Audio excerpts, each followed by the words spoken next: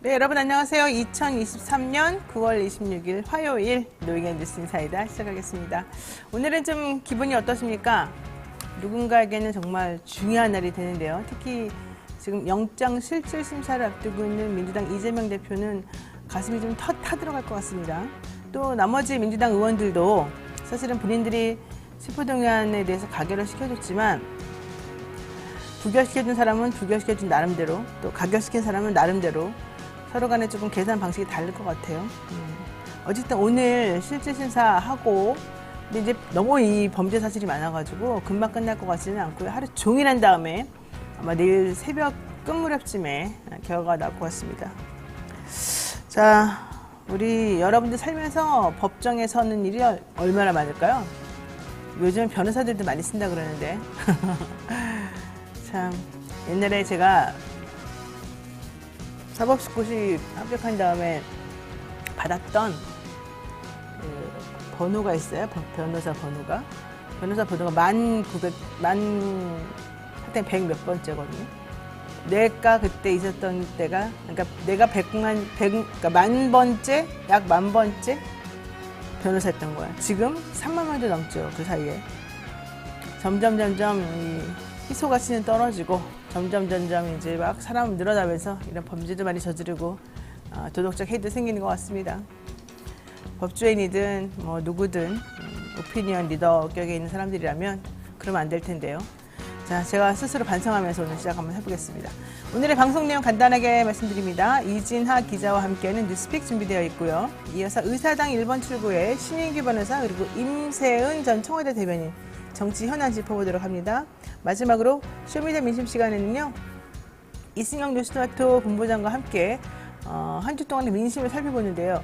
원래 우리가 이 시간에는 조수진 변호사가 지난번에 이 본부장하고 호흡을 맞췄는데 지금 개인적 사정으로 한 1, 2주 정도는 조금 못 나온다 그래서 그 동안에 박진영 민주연구원 부원장이 이 민심의 바로미터가 무엇인지 알려주는 그런 시간 갖도록 하겠습니다. 본격적인 방송에 앞서서요. 30만 구독자 이벤트 경이로운 영신 편지 소개해드리겠습니다. 난 이 편지 받을 때마다 진짜 연애 편지 받는 기분이 너무 좋아요. 자, 한번 읽어드릴게요. 안녕하세요. 중등, 초등 두 아들을 둔 워킹맘입니다. 얼마나 힘들겠어요, 이분은. 자, 그런데 신랑 덕분에 이렇게 오랜만에 엽서를 써보네요. 요즘 저희 집은요, 뉴스를 거의 보지 않습니다. 과거에는 뉴스를 통해서 우리나라 사회 경제 흐름을 알 수 있었는데 요즘은 보면 볼수록 스트레스만 만땅 쌓이더라고요. 그래서 지금은 상식이 통하는 유튜브 뉴스 채널을 자주 보고 있어요. 스펙스, 뉴스토마토 등등. 그중에서도 노영희 변호사의 뉴스 인사이더를 매일 시청하면서 받은 스트레스를 해소하는 중입니다. 너무 감사해요. 뭐 스픽스, 뉴스토마토 다 나의 나와버리. 이런 말을 쓰면 안 되죠. 다 나의 범위 내에 있습니다. 자, 어쨌든 중요한 거죠. 노영희 뉴스 인사이더를 매일 시청하신다. 그러니 앞으로도 쭉 아주 시원한 진행해 주시기 부탁하겠습니다. 2023년 9월 14일 충북 청주에서 이런 편지 받아보니까 제가 지금 다 차곡차곡 모아놓고 있는데요. 나중에 이것들 다 모아가지고 한번 책으로 엮거나 뭐 이북으로 만들거나 뭔가 그림을 좀 그려넣고 좀 친구들끼리 서로 소통하는 그런 장으로 매개체로 한번 쓰고 싶습니다. 자, 여러분들도 이렇게 가을이잖아요. 독서도 하고 글도 좀 쓰시면서 한번 힘들다만 하지 마시고 그 역사의 한 페이지 내가 장식한다 이런 느낌으로 한번 살아가시기 바라겠습니다. 자, 귀한 사연 보내주셔서 감사드리고 저희 굿즈 선물로 보내드립니다. 이렇게 손편지 보내주셔도 좋고요. 커뮤니티 글에 댓글로 남겨주셔도 좋습니다. 뉴스인사이더 시청평 바라는 점, 진행자에게 하고 싶은 말, 개인적인 사연 등등등등 주제 제한이 없습니다. 사연 뽑히신 분에게는요. 고급 메모지, 그립톡 그리고 텀블러 등 어디서도 팔지 않는 한정판 그런 굿즈를 보내드립니다. 이 그립톡이 이거 이렇게 화면에 저기 핸드폰 뒤에 붙이는 거 이거. 그 다음에 텀블러는 뭐 미니 텀블러인데 아주 예뻐요. 자, 그리고 메모지. 다른 데서 살 수 없는 그런 메모지죠. 자, 여러분들 뭐 그게 값이 뭐 커서겠습니까? 저희들의 정성인 거죠. 뉴스인사이더 식구라는 뜻이 됩니다. 생방송 중에 궁금한 점 있으시면 언제든 댓글 남겨주시고요. 노영희 뉴스인사이더 본격적으로 시작해 보겠습니다.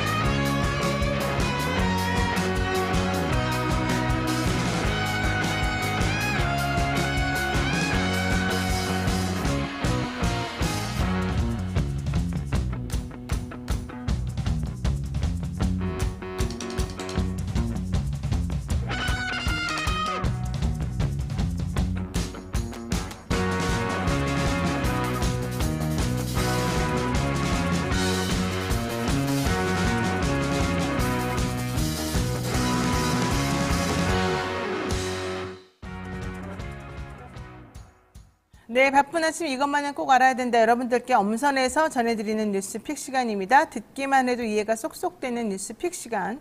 오늘은 이진한 뉴스토마토 기자와 함께하겠습니다. 어서 오십시오. 네, 안녕하세요. 아침에 올 때마다 옷 고르는 것도 좀 일이죠? 네. 나도 그래요, 나도. 자, 김행, 신원식. 정말 저는 끔찍한데요. 일단 신원식 얘기 한번 해봅시다. 어제 네. 단독으로 나온 기사가 있었어요. 네. 신원식 씨가 일제시대 때보다 뭐 지금이 낫다는 증거가 뭐냐. 아주 그냥 망언에 망언을 2019년 8월 14일 날 유튜브 나가가지고 했더라고요. 야, 그것도 8월 15일이 광복절인데 내 생일이 8월 15일이거든요. 8월 15일 하루 전날 그때의 망언을 합니다. 우리가 대한제국에 종속돼가지고 살면 뭐가 어때? 그때보다 지금이 낫다고 할 수 있어? 이딴 말을 하는 거예요. 이거 정말 전형적인 식민사관인데 난 이런 식민사관을 우리나라 사람들이 왜 가지는지 모르겠고 이 신원식 장관이라는 사람을 우리나라 군인으로 그렇게 우대해 줬다는 것도 정말 불가사의하고 이 사람을 국방부 장관에 앉혀야 된다? 나 정말 이거 불쾌하고 이해가 안 갑니다. 네. 어떻게 생각하십니까? 네, 굉장히 위험한 발언들을 많이 했기 때문에 네, 좀 맞아요. 네, 국방부 장관에는 좀 맞지 않는 후보가 아닌가 이런 생각이 들고요. 일단 뭐 청문회 때 이제 청문회가 예정되어 있으니까요. 그때 좀 더 뭐 본인이 의사를 좀 밝히겠다. 뭐 지금까지 뭐 논란이 있었던 것들도 뭐 오해가 있다 이랬는데 사실 어제 나온 단독에서는 사실 유튜브 편집이라고 계속 주장을 했었는데 말도 안 해서 하지 말라 그래 진짜. 거짓말만 해 맨날. 네, 근데 유튜브 편집이라고 하기에는 본인이 발언을 한 것들이 워낙 많은 것들이 있어가지고 좀 어떻게 소명할지 좀 그것도 좀 지켜봐야 될 것 같습니다. 아니 한두 개라 해야지 그냥 넘어가고 하죠. 이거 보세요. 대한제국이 일제보다 행복했다고 확신할 수 있느냐 이 얘기예요. 지난 2019년 8월 조갑제닷컴에 나가가지고 한 말이죠. 조갑제닷컴은 도대체 뭐 하는 데입니까? 여기 출연해가지고 문재인 정부의 대일 정책을 막 비난하는 와중에 총선을 위해서 반일 감정을 일으켰다. 이 사람들이 주사파 김일성주의를 실천하기 위해서 소위 북한의 대남 적화 전략을 동조하기 위해서 이런 걸 했다. 지금 북한 우리 알도 못해요. 우리 북한 가본 적도 없고 쳐다본 적도 없어요. 아직까지도 북한 타령을 합니까? 도대체가 김일성 죽은 지가 언젠데. 자, 신원식 국방장관 후보자. 조선을 승계한 대한제국이 무슨 인권이 있었습니까? 여러분, 이 사람이 이게 지금 일본 사람이 하는 말이 아니에요. 우리나라 사람이 하는 말이에요. 조선을 승계한 대한제국이 무슨 인권이 있었습니까? 개인의 재산권이 있었습니까? 그럼 그동안에 공산주의 국가였다는 거예요, 우리나라가? 조선이? 아니, 예를 들어서 대한제국이 존속했다고 해서 일제보다 행복했다고 우리가 확신할 수 있습니까? 국민들이? 뭐 하는 거예요? 나라가 없는데. 그럼 나라를 다 뺏기고 힘 있는 나라한테 빌붙어가지고 노예 생활하면 좋다는 거예요? 미친 거 아니에요? 어떻게 일국의 장관 후보자, 일국의 장군이었던 사람이 자기가 국방부 장관이 되겠다고 하면서 이딴 말을 그렇게 하냐. 터무니없이 아무렇지도 않게 내뱉어 놓고 미안하다고도 하지 않고 변명만 합니까 지금 도대체. 그리고 또 웃겨져. 일본으로부터 사과도 받고 돈도 받았으니까 이제 잊어버려야지. 왜 계속 그러느냐. 이 얘기 아니에요. 일본은 사과했죠. 다만 그 사과를 맨날 콩복듯이 뒤집어버려서 그게 진정성이 없으니까 하는 말이죠. 또 비슷한 시기에 다른 보수단체 집회를 앞두고는 이완용이 매국노지만 어쩔 수 없는 측면도 있었다. 이런 연설문도 또 쓰기도 했었습니다.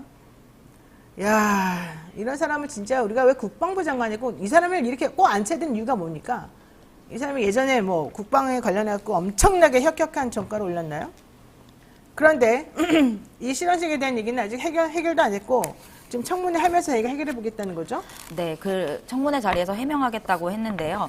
어제 이종찬 광복회장이 이 신원식 씨와 후보자와 유인촌 후보자에 대해서 겨냥해서 네. 헌법을 모르는 얘기를 하고 있다. 그래서 건국절 논란을 얘기하고 있어서 헌법 전문을 한번 읽어보고 청문회에 임하시라 이렇게 충고를 하기도 했습니다. 네. 정말 이번에 유인촌이 제일 멀쩡해 보여. 그게 말이 되냐고요. 유인촌이 제일 멀쩡해 보인다는 게. 자, 신원식 씨 지금 이런 상황인데 김행 씨는 한수 더 뜹니다. 김행 씨는 왜 이렇게 거짓말 논란이 계속 끊이지 않는 거죠? 네, 해명을 할수록 계속 거짓말 논란이 일어나고 있는데요. 죄송합니다. 네, 일단 김행 후보자에 대한 의혹 여러 가지가 있는데 언론 보도로 알려진 것만 하면요. 주식 파킹부터 가짜 뉴스 양산 이런 것들이 있는데요. 김 후보자는 소셜뉴스에 가족 보유 주식을 신우이에게 팔았다가 다시 사들인 데 이어서 배우자의 50년 지기인 친구에게도 같은 방식으로 꼼수 매각한 뒤에 되산 사실이 알려지면서 공직자의 백지 신탁 제도를 무력하게 만들었다는 비판을 받고 있습니다. 2015년에는 한국양성평등교육진흥원장 재직 당시에 자신이 창업한 소셜홀딩스에 일감을 줬다라는 특혜 의혹을 줬다라는 얘기가 있는데 여기에 대해서는 외압이 없었다라고 해명했는데요.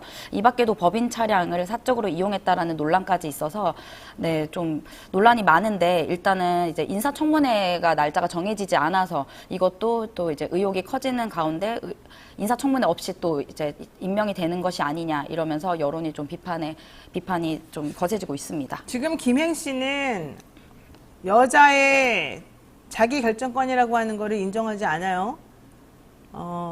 그런 말은 미사여구에 불과하다.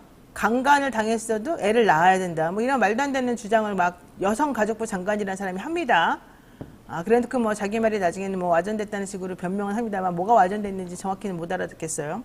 게다가 지금 자기가 공동 창업자랑 같이 만들었다는 위키트리 소셜뉴스 이거 실질적으로 내가 청와대 대변인 들어가면서 내 집은 그쪽에다 맡겼어. 나는 백지 신탁했어라고 했지만 알고 보니 공동 창업자 누군지 잘 모르겠다는 게 직원들의 얘기였고 공동 창업자한테 맡겼다 하더라도 금방 맡기면 안 되죠. 그냥 싹 줘야 되는 거죠. 어쨌든 자기가 그 자리에서 나오자마자 금방 다시 찾아왔고 2018년도부터 주식을 한 25.8% 정도 계속해서 또 엄청나게 보유하고 있었고 처음에는 주식의 가치가 뭐 8,000원인가 뭐 이랬는데 그로부터 얼마 지나지 않은 사이에 갑자기 주식 가치가 엄청 뛰어가지고 1,877원짜리 소셜리스 주가가 1,877원이었는데 14만 8,226원으로 거의 한 75배가 올라갔다. 꼼수 매각 의혹과 공직자 백지 신탁제를 무력화하는 행동이었다. 파킹해두었다. 이제 이런 논란이 지금 끊이지가 않습니다. 제가 정확히 말해놨네요. 79배랍니다. 이제는. 회사 주식의 주당 평가액이 김 후보자가 다시 사들인데 79배나 뛰어서 그래서 결국 부부가 중구 태계로 있는 아파트 한 20억짜리 빼고 나머지 하면 한 140 몇 억을 부부가 주식값으로만 가지고 있다는 거예요. 올해 9월 기준 평가액은 14만 8,226원이고 이 주식은 4년 만에 79배가 뛴 것이다. 야, 진짜 돈 잘 벌죠. 어떻게 이렇게 돈을 잘 벌 수가 있죠? 그리고 한국 양성평등교육진흥원 양평원장이라는데 재직할 당시에 소셜홀딩스 일감 특혜를 줬다라는 얘기도 있고 본인이 김행이라는 이름으로 기사를 막 쓰기도 했는데 나중에는 그 뭐 사람들이 다 그만둬가지고 내가 어쩔 수 없이 그냥 내 이름으로 그냥 쓴 것처럼 나간 것 뿐이다 또 이렇게 거짓말하고. 네. 같은 기자를 써 어때요? 기자 선배 바라보는. 굉장히 그 가짜 뉴스 때문에 도어 스태핑을 그만두겠다고 했는데 그렇죠. 본인이 말하는 것들이 좀 네, 가짜 뉴스에 대한 적절한 해명을 하지도 못하고 있어서 네, 좀 그 말을 좀 줄이는 게 좋지 않을까 이런 생각이 좀 들었습니다. 자, 여가위에서 인사청문회를 추석 전에 하자고 했으나 불발됐습니다. 네. 왜요? 네, 어제 국민의힘과 민주당에 따르면 국회 여성가족위원회가 이날까지 김 후보자에 대한 인사청문회 날짜를 정하지 못했습니다. 지난 15일 함께 내정된 신원식 국방부 장관 후보자와 유인촌 문화체육관광부 장관 후보자의 청문회가 각각 오는 25일과 내달 5일로 잡힌 것과는 좀 대비되는데요. 여가위에서는 인사청문회를 추석 연휴 전에 하자는 국민의힘과 추석 연휴 후에 하자는 민주당의 의견이 좀 대립됐습니다. 지난 20일의 전체 회의에서는 여당의 퇴장으로 좀 파행이 됐고요. 여당 의원들은 민주당 소속 권인숙 위원장이 지난달 장관 허위 출석 요구서를 발행했다면서 사퇴를 요구하면서 이제 퇴장했고 그렇게 해서 파행이 됐는데요. 청문회를 하려면 일단 오는 26일이나 27일에 전체 회의를 열어서 내달 4일이나 6일 중에 청문회를 하는 것으로 의결을 해야 되는데요. 청문회 증인에게 출석 요구서를 보내려면 최소 7일이 걸리기 때문입니다. 내달 10일부터는 또 국정감사가 시작되기 때문에 여가위에서 이제 그 청문회를 정해야 되는데 그것이 아직 정해지지 않았고, 또 여가위는 여러 상임위 소속 의원들이 겸임하는 상임위라서 국감기간 중에 청문회 일정이 좀 조율이 어렵다고 합니다. 그러니까는 청문회를 하려면 그러니까 날짜가 필요한 거군요. 왜냐면 증인도 불러야 되고 증인에게 송달이 돼야 되고 증인이 와야 되고 이제 이런 거. 그러니까 네. 최소한 일주일이 더 걸리기 때문에 한 열흘의 여유를 두고 청문회 날짜를 정해야 되는데 이미 이제 추석이 다 왔기 때문에 추석 전에 하는 거는 불가능해진다. 네. 이게 이제 야당의 주장인 것 같아요. 그러니까 여당에서는 그 전에 빨리 해버리자 이랬던 것 같은데 아무래도 그 전에 하게 되면은 준비가 좀 미흡할 수밖에 없고 증인들도 참석하지 않을 가능성이 있기 때문에 민주당에서는 실질적으로 내달 10일 국정감사 시작되기 때문에 그 전에 중간에 한번 하고 싶다 이런 얘기인 것 같습니다. 여가위는 여러 상임위 소속 의원들이 겸임하는 상임위라서 국감 기간 중에 청문회 일정을 조율하기가 매우 힘들다. 독자적인 그런 위원들이 많이 있고 그러진 않으니까. 네, 겸직을 하는 게 많아서 네, 그렇다고 합니다. 됐습니다. 또 여기에 대해서 이제 기본소득당 같은 경우에는 입장문을 냈는데요. 국민의힘이 청문회 일정 협의를 미루면서 강짜를 부린다. 청문회 없이 장관을 임명하겠다는 반헌법적, 위법적 행태라고 이제 비판을 했습니다. 자, 지금 이 대표 체포동의안 그리고 내일 영장실질심사 이제 오늘이죠. 오늘 네. 10시에 영장실질심사 있는데 사실은 영장실질심사 결과가 오늘 새벽이나 이제 밤에나 내일 새벽에 나오잖아요. 네. 그럼 이제 이것 따라 또 조금 달라질 수가 있는 부분들이 좀 많아서 네. 사실 정가는 매우 긴장되어 있는 상태인 것 같은데 지금 제가 어제 확인을 해봤더니 우원식 대표가 원래 원내대표 나오려고 했다가 선거 불출마를 지금 주장하고 있고 그 다음에 지금 현재 이재명 대표에 대해서 체포되면 이제 영장이 발부되면 안 된다라고 하는 탄원, 국민 탄원 운동이 벌어지고 있는데 네. 이게 지금 100만 명 탄원 운동을 지금 벌이고 있잖아요, 민주당이. 근데 지금 오늘까지 몇 명이나 지금 탄원서에 서명했답니까? 오늘은 제가 잘 모르겠고요. 어제 오전까지 정청래 최고위원이 어제 밝힌 걸로는 약 40만 명 정도가 그랬는데 된다고. 그 이후에 어제 밤중에 89만 명 정도가 지금 서명한 걸로 나오고요. 그 중에서 민주당 국회의원들이 161명이 서명을 한 걸로 나옵니다. 자, 그럼 보세요. 민주당 국회의원들 중에 39에서 29 사이에서 가결표를 냈기 때문에 이 사람들이 사실은 이재명 대표 구속되라 이렇게 말한 거나 마찬가지잖아요. 근데 민주당 의원들 중에 161명이 대표는 구속되면 안 됩니다. 이런 식으로 서명을 했다는 거예요. 그럼 무슨 소리예요? 안 한 사람이 6명 안 했다고 들었어요. 여기서 6명은 조 누군지 알겠죠? 김도 알겠죠? 또 김 알겠죠? 이 누군지 알겠죠? 윤 누군지 알겠죠? 이 6분이 서명 아직 안 하고 나머지 다 했다는 건데, 그럼 이 6명은 그래도 양심 있게 자기네들이 나 가결표 던졌어. 이거 하고 일관적으로 지금 여기에 서명 안 하는 거예요. 하지만 161명 속에 숨어있는 가결표를 던졌으나 아닌 척하고 앉아있는 그 사람들은 실질적으로 가결표 던져놓고 나는 이 대표가 구속되면 안 된다고 생각해 이러는 거잖아요. 되게 웃기지 않아요? 네, 뭐 그거에 대해서는 방탄 논란 때문에 그렇게 가결표를 던졌다라고도 말하는 의원들이 있어서 그런 것이 아닐까. 그러니까 네. 방탄 논란 때문에 가결표를 던졌지만 나는 우리 대표가 구속되는 걸 원하는 건 아니었다? 네, 그런 식으로 그게 이제 이상민 해명을 의원이 하는 말인데. 근데 그게 맞아요? 글쎄요, 그거는 본인이 생각하기에? 의원들 마음속에 있지 않을까요? 그래서 지금 보면은 전해철, 홍영표 의원들의 서명을 한 것으로 나오니까 야, 대단하지 않습니까? 이런 일이 있을 수가 있습니까? 자, 이상민 의원은 국회의원들은 이재명 쫄다고 아니다. 나는 구속 안 되길 바란다. 하지만 그렇다고 해서 가결표 던진 사람은 왜 색출하냐? 이런 얘기도 하고 있습니다. 상당히 이상합니다. 상당히 이상해. 자, 이제 민주당은 루비콘강을 건넜습니다. 오늘 영장실질심사 결과를 보면서 정리하십시오. 쫙 정리하십시오. 이게 생각보다 정리하고 가는 게 깔끔합니다. 지금 정리 안 한 상황에서는 두렵고 찢어지게 되면 다 표 갈릴 것 같고 그러죠? 안 그래요. 저쪽도 마찬가지예요. 저쪽도 다 뒤집어지고 분열될 수 있어요. 중요한 건 이 당을 건전하게, 건강하게 데리고 나가고 건강하게 사람들끼리 모여가지고 좋은 방향으로 끌고 나갈 수 있는 힘, 새로움 이런 것을 국민들에게 주느냐 이게 중요한 겁니다. 자, 잘 하시기 바라고. MB 대통령이 유인천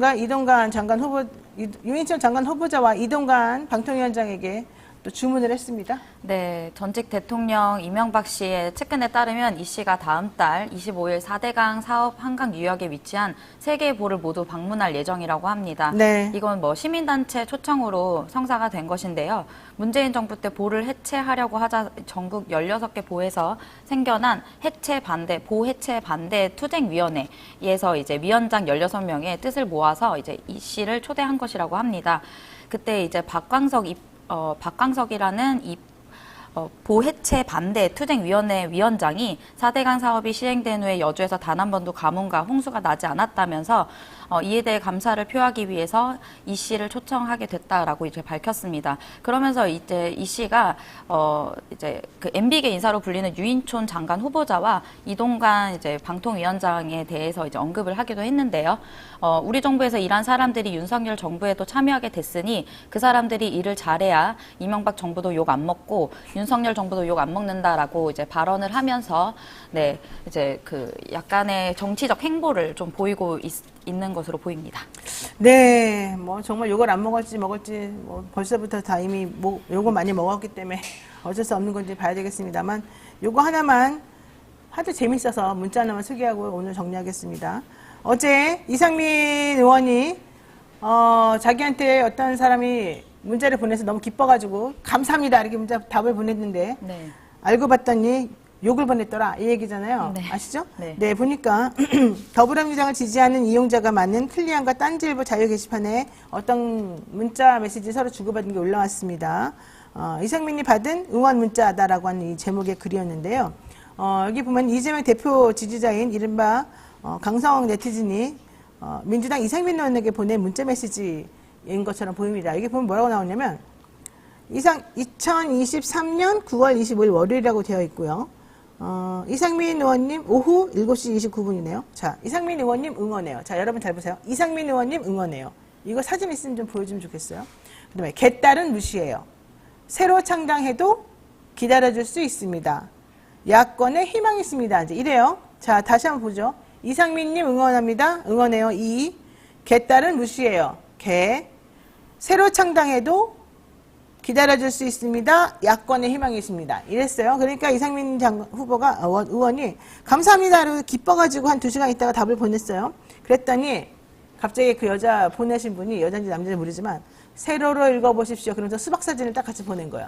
세로로 읽어보세요. 수박과 함께. 읽어봤더니 어떻게 됩니까? 이상민님 응원해요. 그 다음에 개딸은 무시해요. 개. 새로 창당해도 이게 기다려줄 수 있습니다. 이 개새기, 야권의 희망이 있습니다. 이게 요구로 이제 나온 거예요. 그러니까 이상민 의원 너무 화났겠죠. 천벌 받을 것이요. 아예 끊어버릴게요. 이러면서 화가 많이 났더니 이 지지자가 생긴 대로 놀고 있네. 이제 이러고 보냈어요. 사실 이렇게 보내는 거는 이상민 의원 입장에서 매우 속상하고 억울하고 싫겠지만, 참, 특이하다 이런 얘기를 안 할 수가 없습니다. 일을 잘해야 욕 안 먹는다. 이게 망고 진리인 것 같습니다. 네, 오늘 여기까지 하겠습니다. 이진혜 기자 수고 많으셨습니다. 네, 감사합니다. 네, 생방송 댓글 참여 계속해서 부탁드리고요. 저는 잠시 후 의사당 1번 출구로 돌아오겠습니다. 잠시만 기다려주세요.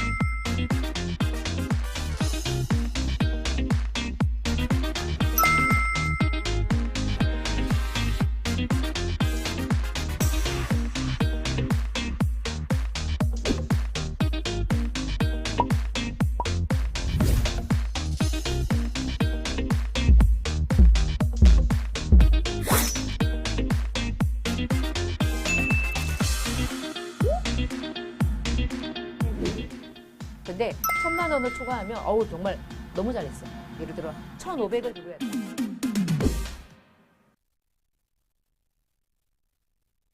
네, 오늘도 잠시 광고 타임 있겠습니다. 뉴스 인사이드를 열렬히 후원하고 먹여 살리는 주님 통통물 광고 시간인데요. 바로 국밥 8종 세트입니다. 닭곰탕, 설렁탕, 순댓국 등 한국인이 가장 사랑하는 국밥 8종을 모았습니다. 입맛 없을 때 숙취 시대 국밥 많은 게 없습니다. 간단하게 조리해서 든든하게 한 끼를 해결할 수 있는 그런 제품입니다. 한 끼 든든하게 채워줄 국밥 8종 세트. 지금 통통물 회원 가입하시면 20% 할인 쿠폰을 무제한으로 드리니까요. 검색창에 통통물을 검색해 주세요. 영친이들의 많은 관심 부탁드리고요. 저는 사실 이거 선전하면서 좀 속으로 걱정 좀 하고 있습니다. 뭔지 아세요? 너무 많이 먹을까봐요? 그것도 있고 조민 양이 조국 전 장관의 네. 딸 조민 양이 이제 유튜브 하면서 홍삼 광고를 한번 했잖아요. 홍삼 광고를 하면서 내가 1개월 동안 먹어봤더니 면역력이 좀 떨어지는, 면역력이 좋아지는 것 같고 뭐 어쩔 줄 이제 한마디 하고서 이걸 먹었단 말이에요. 그랬더니 식품의약품 광고법 위반이라 그러면서 그걸 삭제해버렸어요. 그래가지고 함부로 그렇게 뭐 면역력이 좋네 안 좋네 이런 말 하면 안 된다는 건가 봐요. 저 정확히 모르겠는데. 그 다음에 또 하나, 그분이 실버 버튼을 받았잖아요. 금방 10만 원이 달성돼가지고. 저의 노영희 TV 영친이들은 지금 300명밖에 안 됩니다만. 자, 중요한 건 실버 버튼을 짧은 시간에 받았는데, 그래서 기쁘니까 실버 버튼 언박싱 했을 거 아니에요? 정부에서 신고했대요. 왜요? 이유는 모른대요. 그러면서 이거는 부적절한 영상이라면서 삭제됐대요. 아니 그보다 더 부적절한 영상들이 훨씬 많은데 이게 언박싱이 왜 부적절한? 그걸 나도 모르겠어요. 그래서 내가 이게 너무한다. 정부가 나서서 이렇게 할 수도 있구나. 유튜브가 알아서 판단을 하지 않나요? 그런 게 아닌가 봐. 그래서 한국에 있는 구글 코리아 연락해가지고 삭제하라 그랬고 삭제가 진짜 됐다는 거야. 그리고 우리들이 선전남 같은 거 하면서 보통 이제 광고 협찬 들어온 선전 하잖아요. 그거 함부로 하면 안 된다. 그래서 나중에 문제 생길 수 있는 발언 하지 말아라. 이 생각을 내가 딱 했다니까요. 자, 그래서 문제 생기지 않는 발언으로만 할게요. 20%는 할인해 줄게. 통통물 들어와서 보세요. 이런 거는 안 생겨요.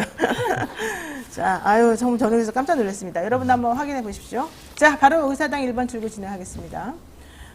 꿈꾸는 정치인들, 언젠가 여의도에서 난 비상하리라 이런 마음을 가지고 있는, 그리고 좀 제발 기성 정치인들 그지 같은 정치 좀 타파해 보리라 이런 마음으로 청년 정치인들의 속풀이 코너를 마련했죠. 오늘도 함께 해주실 두 분, 의사당 1번 출구 시작하겠습니다. 임세은 전 청와대 대변인, 신인규 변호사, 정당 바로 세우기 대표인데요. 두 분 어서 오십시오. 네, 안녕하세요.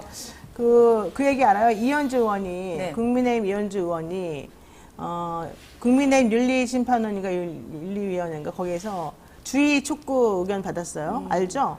왜 그런 겁니까? 뭐 근데 그게 이제 뭐 윤리위원회가 권위를 많이 잃어가지고요. 뭐 어떠한 뭐 징계를 내려도 그거 존중하는 사람이 많이 없을 거고요. 지금은 당의 공식 입장과 반대되는 것을 내면은 다 지금 잘못했다 이런 식의 좀 전체주의적인 발상이기 때문에 그 징계는 뭐 크게 국민들에게 속으력은 없을 것이다. 저는 그렇게 생각합니다. 그렇긴 하지만 어쨌든 주의 촉구를 공식적으로 내렸다는 게 중요한데 그 이유가 뭐냐 물어봤더니 밖에 나가가지고 자꾸 우리 이렇게 가면 폭망이다. 후쿠시마 오염수 같은 거 이렇게 하면서 어떻게 할 수 있냐 뭐 이렇게 당에게 안 좋은 얘기를 계속 했다는 거가 요점인 것 같아요. 네. 무사하신데요, 근데. 이분은 뭐 다음에 오겠죠. 뭐 다음 차례에 올 것 같은데. 근데 뭐 크게 뭐 이현주 의원이나 뭐 저도 마찬가지지만은 뭐 당에서 다 그래도 각자 소신대로 발언을 하는 것이고 윤리위에서 징계한다고 해서 또 가만히 계실 분들도 아니기 때문에 크게 뭐 문제는 없을 것 같습니다. 그래요. 그래서 나중에 그렇게 쌓이면은 공천 같은 거 할 때 감점되고 뭐 어쩌지 마 그러는 건데. 뭐 괜찮아요. 감수하고서 다 말을 하는 거니까요. 아니, 근데 중요한 건- 국민들이 평가를 하시겠죠. 중요한 건 왜 그런 거 가지고서 주의 촉구를 주죠? 그냥 그럼 할 수 있는 거 아니에요? 근데 오히려 국민들은 국민의힘에게 지금 주의를 촉구할 것 같은데 그게 참 국민들의 민심과 자꾸 떨어져가지고 그런 식으로 정치인들의 개별적 표현이나 이런 걸 자꾸 규제하려 한다는 것은 우리 헌법상의 표현의 자유 측면에서도 이것은 온당치 않다. 저는 그렇게 생각합니다. 네. 자, 임 대변인도 한마디. 이번에 저희는 오히려 이런 윤리심판원의 기능이 작동을 안 하는 게 저는 더 문제라고 봅니다. 민주당 작동 안 합니까? 저희 민주당 같은 경우도 뭐 비슷한 수준의 더 오히려 심각한 해당 행위를 하는 분들도 많이 계신데 뭐 그것에 대해서는 그냥 다 조용히 있죠. 아닙니다. 잘하고 있습니다. 잘하고 있으니까. 다시 말씀드립니다. 잘하고 있습니다. 네, 너무 관대하다. 네, 이 상황에서 오세슬님께서 노변 통통물 세탁세제 17일에 구입했는데 왜 아직도 안 와요? 세탁을 못 하고 있어요. 뭐야 지금 일주일 넘는데 안 오고. 통통물 관계자 여러분, 이분 오세슬님 빨리 보내주세요. 덤으로 2개 더 보내주세요. 네? 이러면 안 됩니다. 네. 자, 한번 진지하게 제대로 한번 시작해 보겠습니다. 자, 추석 명절을 앞두고 우리가 지금 방송하는 첫 번째라고 볼 수도 있습니다. 이번 추석 밥상머리에 올라갈 주제 혹은 인물 무엇이 좋을까요? 뭐 당연히 지금 모든 관심의 촉각은 이제 이재명 대표가 과연 구속이 되냐 안 되냐 이제 이 문제거든요. 그래서 여러 번 시나리오가 뭐 나오기도 하는데요. 당연히 이제 이재명 대표의 이런 문제 때문에 아마 검찰도 그동안에 있었던 일련의 일들은 이 시나리오에 맞춰서 사실상 기획했다라고 해도 과언이 아닙니다. 그래서 검찰 입을 통해서도 추석 전에 밥상머리에 이 추석 때 이재명 대표의 이제 구속 기로에 대해서 됐든 안 됐든 올리기 위해서 추석 전에 영장 칠 거다라는 이야기가 팽배하게 있었고요. 그 시나리오대로 지금 사실상 검찰이 모든 일을 하고 있다. 그래서 오늘 이제 구속 심사가 있고 빠르면 오늘 저녁 혹은 내일 새벽에 이제 결과가 나올 건데요. 그러다 보면 바로 이제 연휴가 이어져 버립니다. 그러다 보니 당연히 물리적으로 뭐 민주당이나 국민의힘에서도 따로 어떤 대응이나 전략을 바로 국민께 스피커로 알릴 일이 별로 없어요. 그래서 여러 해석이 분분하게끔 아마 나와 있을 거고, 그래서 이재명 대표와 이제 민주당이 어떻게 앞으로 내용에 휩싸이냐, 아니면은 이재명 대표 체제가 더 공고해지는 이제 이런 문제로 추석 밥상머리에 올라갈 것 같고요. 네. 그다음에 또 다른 분들은 이제 이른바 의혹 부자 3세트 장관님 후보들 아니겠습니까? 의혹 부자 3세트요? 네, 의혹 부자 3세트. 이른바 지금 뭐 계속 뭐죠, 언론에 나오는 김행 후보자, 신원식 후보자, 유인촌 후보자는 좀 가려졌긴 했는데, 그래도 여러 가지 과거의 논란들이 계속 언론을 통해 나오고 있습니다. 그래서 네. 저는 이 부분도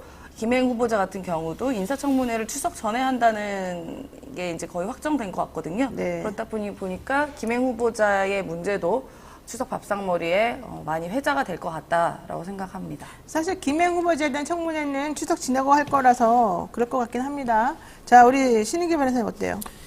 뭐 저는 지금 국민들께서 상당히 경제가 어렵고요. 그리고 나라에 대한 걱정의 그 정도가 상당히 저는 이제 굉장히 심각한 단계에 이르렀다라고 봐서 아마 추석 때 모이면은 각자 안부도 묻고 굉장히 좀 나라 걱정을 많이 하실 것 같아요. 특히 정치의 면에 있어서는 정치가 이제 실종을 넘어서서 완전히 이제 정치 사망 상태로 들어간, 사실상 대한민국은 내전 상태라고 하는 것을 인정하지 않을 수 없는 이 상태에 대해서 아마 걱정을 많이 하실 거고, 무엇보다도 아마 추석 때 가족들 모여도 정치 얘기 잘 안 할 겁니다. 아, 안 할까요, 정치 아예? 얘기를 하면 또 싸움이 나고 세대 갈등, 뭐 여러 가지 그 농축된 갈등들이 또 터져나올 수 있기 때문에 안 하겠지만, 굳이 한다 그러면은 저는 나라 걱정하면서 정치 사망에 대한 이야기를 할 것이다라고 보여지고요. 네.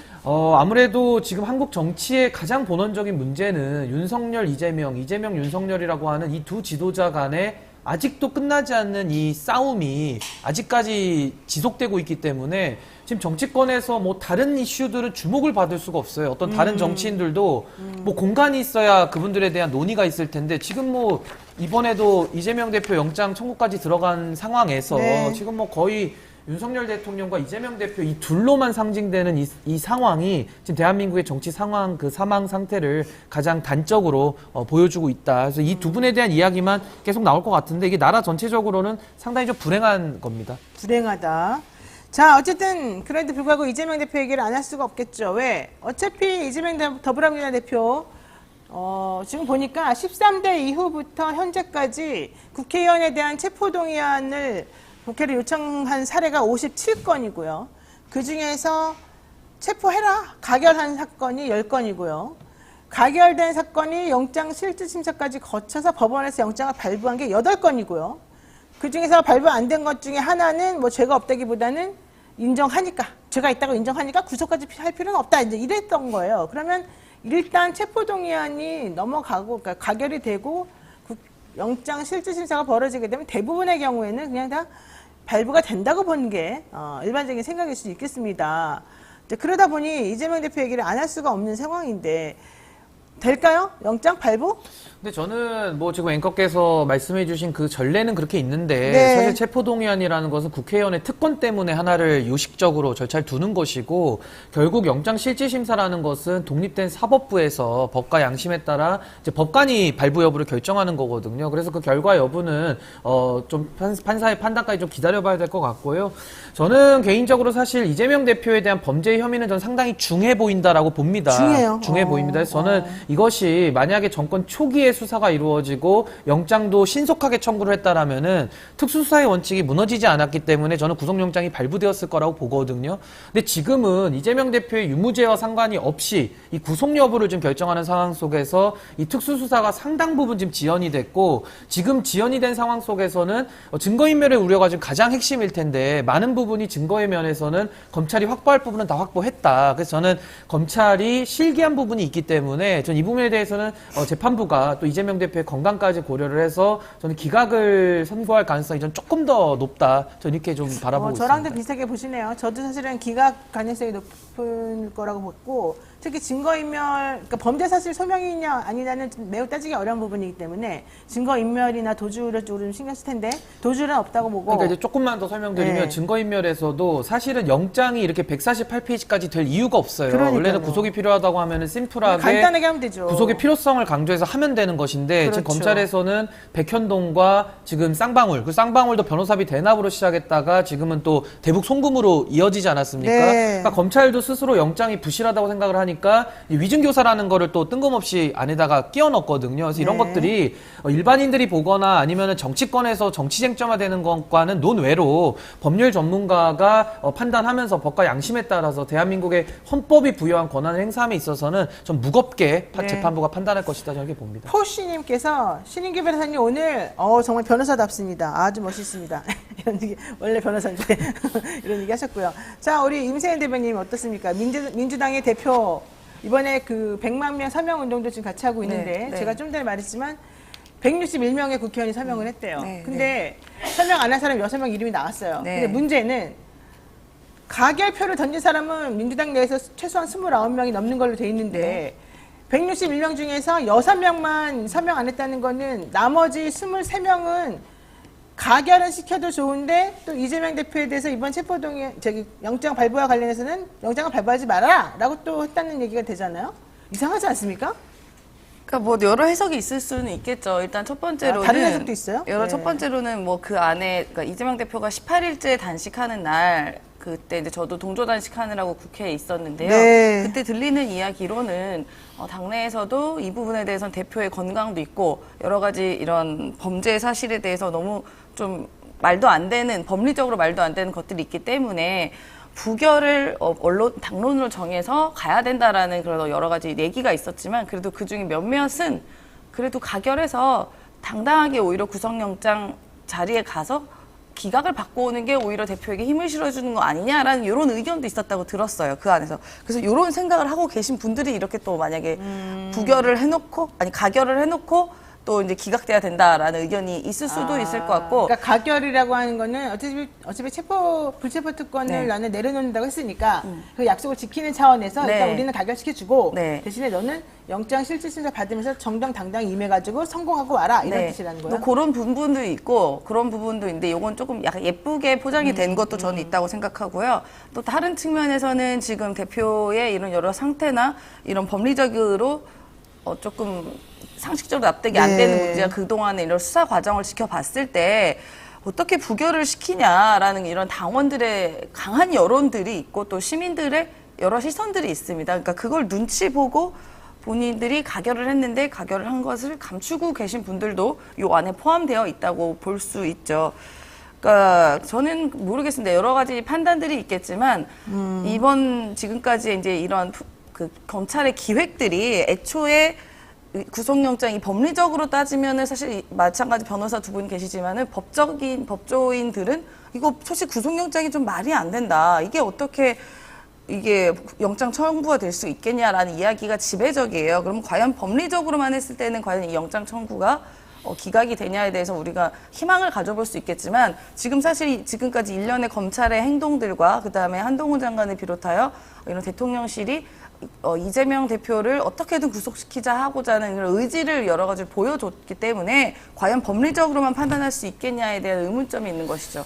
그래서 그 부분에 대해서 저희가 좀 불안함을 느끼고 있는 것이고 검찰은 애초에 이렇게 증거가 차고 넘쳤다면 비회기 때 영장 청구를 해서 이 당이 분란이 되는 것을 막지 않고 오히려 이 대표에게 당당하게 본인을 소명할 수 있는 기회를 줬을 텐데 굳이 시간 계산해서 추석 전에 그것도 회기 때 방탄 프레임을 만들기 위해서 부결되면 방탄, 뭐 가결되면 더 좋고 이런 약간 꽃놀이패를 사실 즐긴 거라고 볼 수 있기 때문에 과연 재판부가 저는 사법부의 시스템을 굉장히 믿고 신뢰하고 있지만 이런 정치적인 부담도 분명히 있을 거기 때문에요.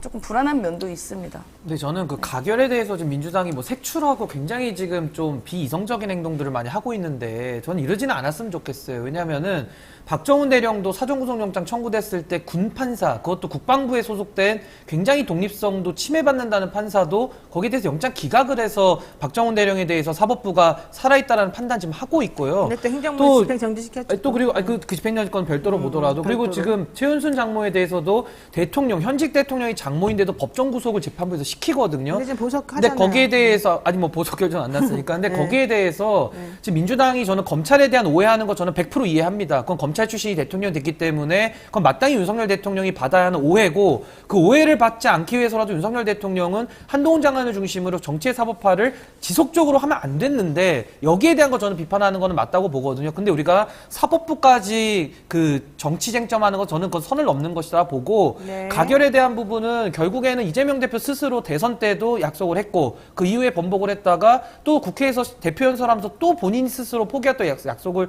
했거든요. 그러니까 이런 식으로 본인의 말을 여러 차례 바꿔오면서 정치의 신뢰를 떨어뜨렸기 때문에 전 거기에 대한 가결 표시 아니냐 전 그렇게 봅니다. 네, 좋습니다. 자, 이제 영장 발부가 안 될지, 뭐, 유시민 전 장관, 유시민 전 의원은 옥중 공천해라, 뭐, 옥새 들고 앉아가지고 하면 된다, 뭐, 이런 얘기 했습니다만 사실은 만약에 발부가 된다면 구속이 된 상태에서 여러 가지 리더십에 또 큰 타격을 입을 가능성이 매우 높습니다.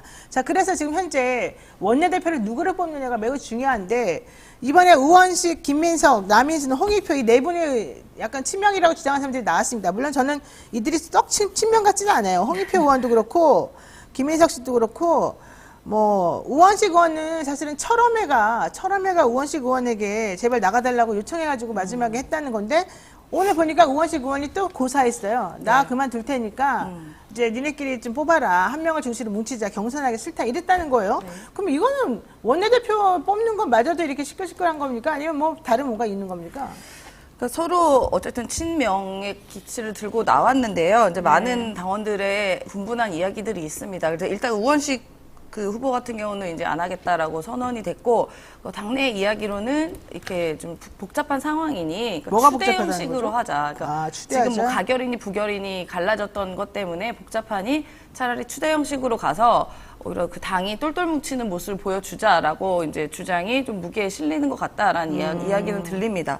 그래서 봐서 알겠지만요. 그래서 많은 당원들이 이재명 대표 지킬 거냐 안 지킬 거냐, 제대로 된 싸움을 할 거냐, 이제 이런 거 계속 묻고 있어요. 그래서 어쨌든 후보로 나오시면 뭐 그런 부분에 대한 당원의 요구들을 명확히 또 말씀을 주셔야 되는 건 또 맞는 것 같고요. 네. 그리고 지금 원내대표 선거만큼 예측이 어려운 게 없습니다.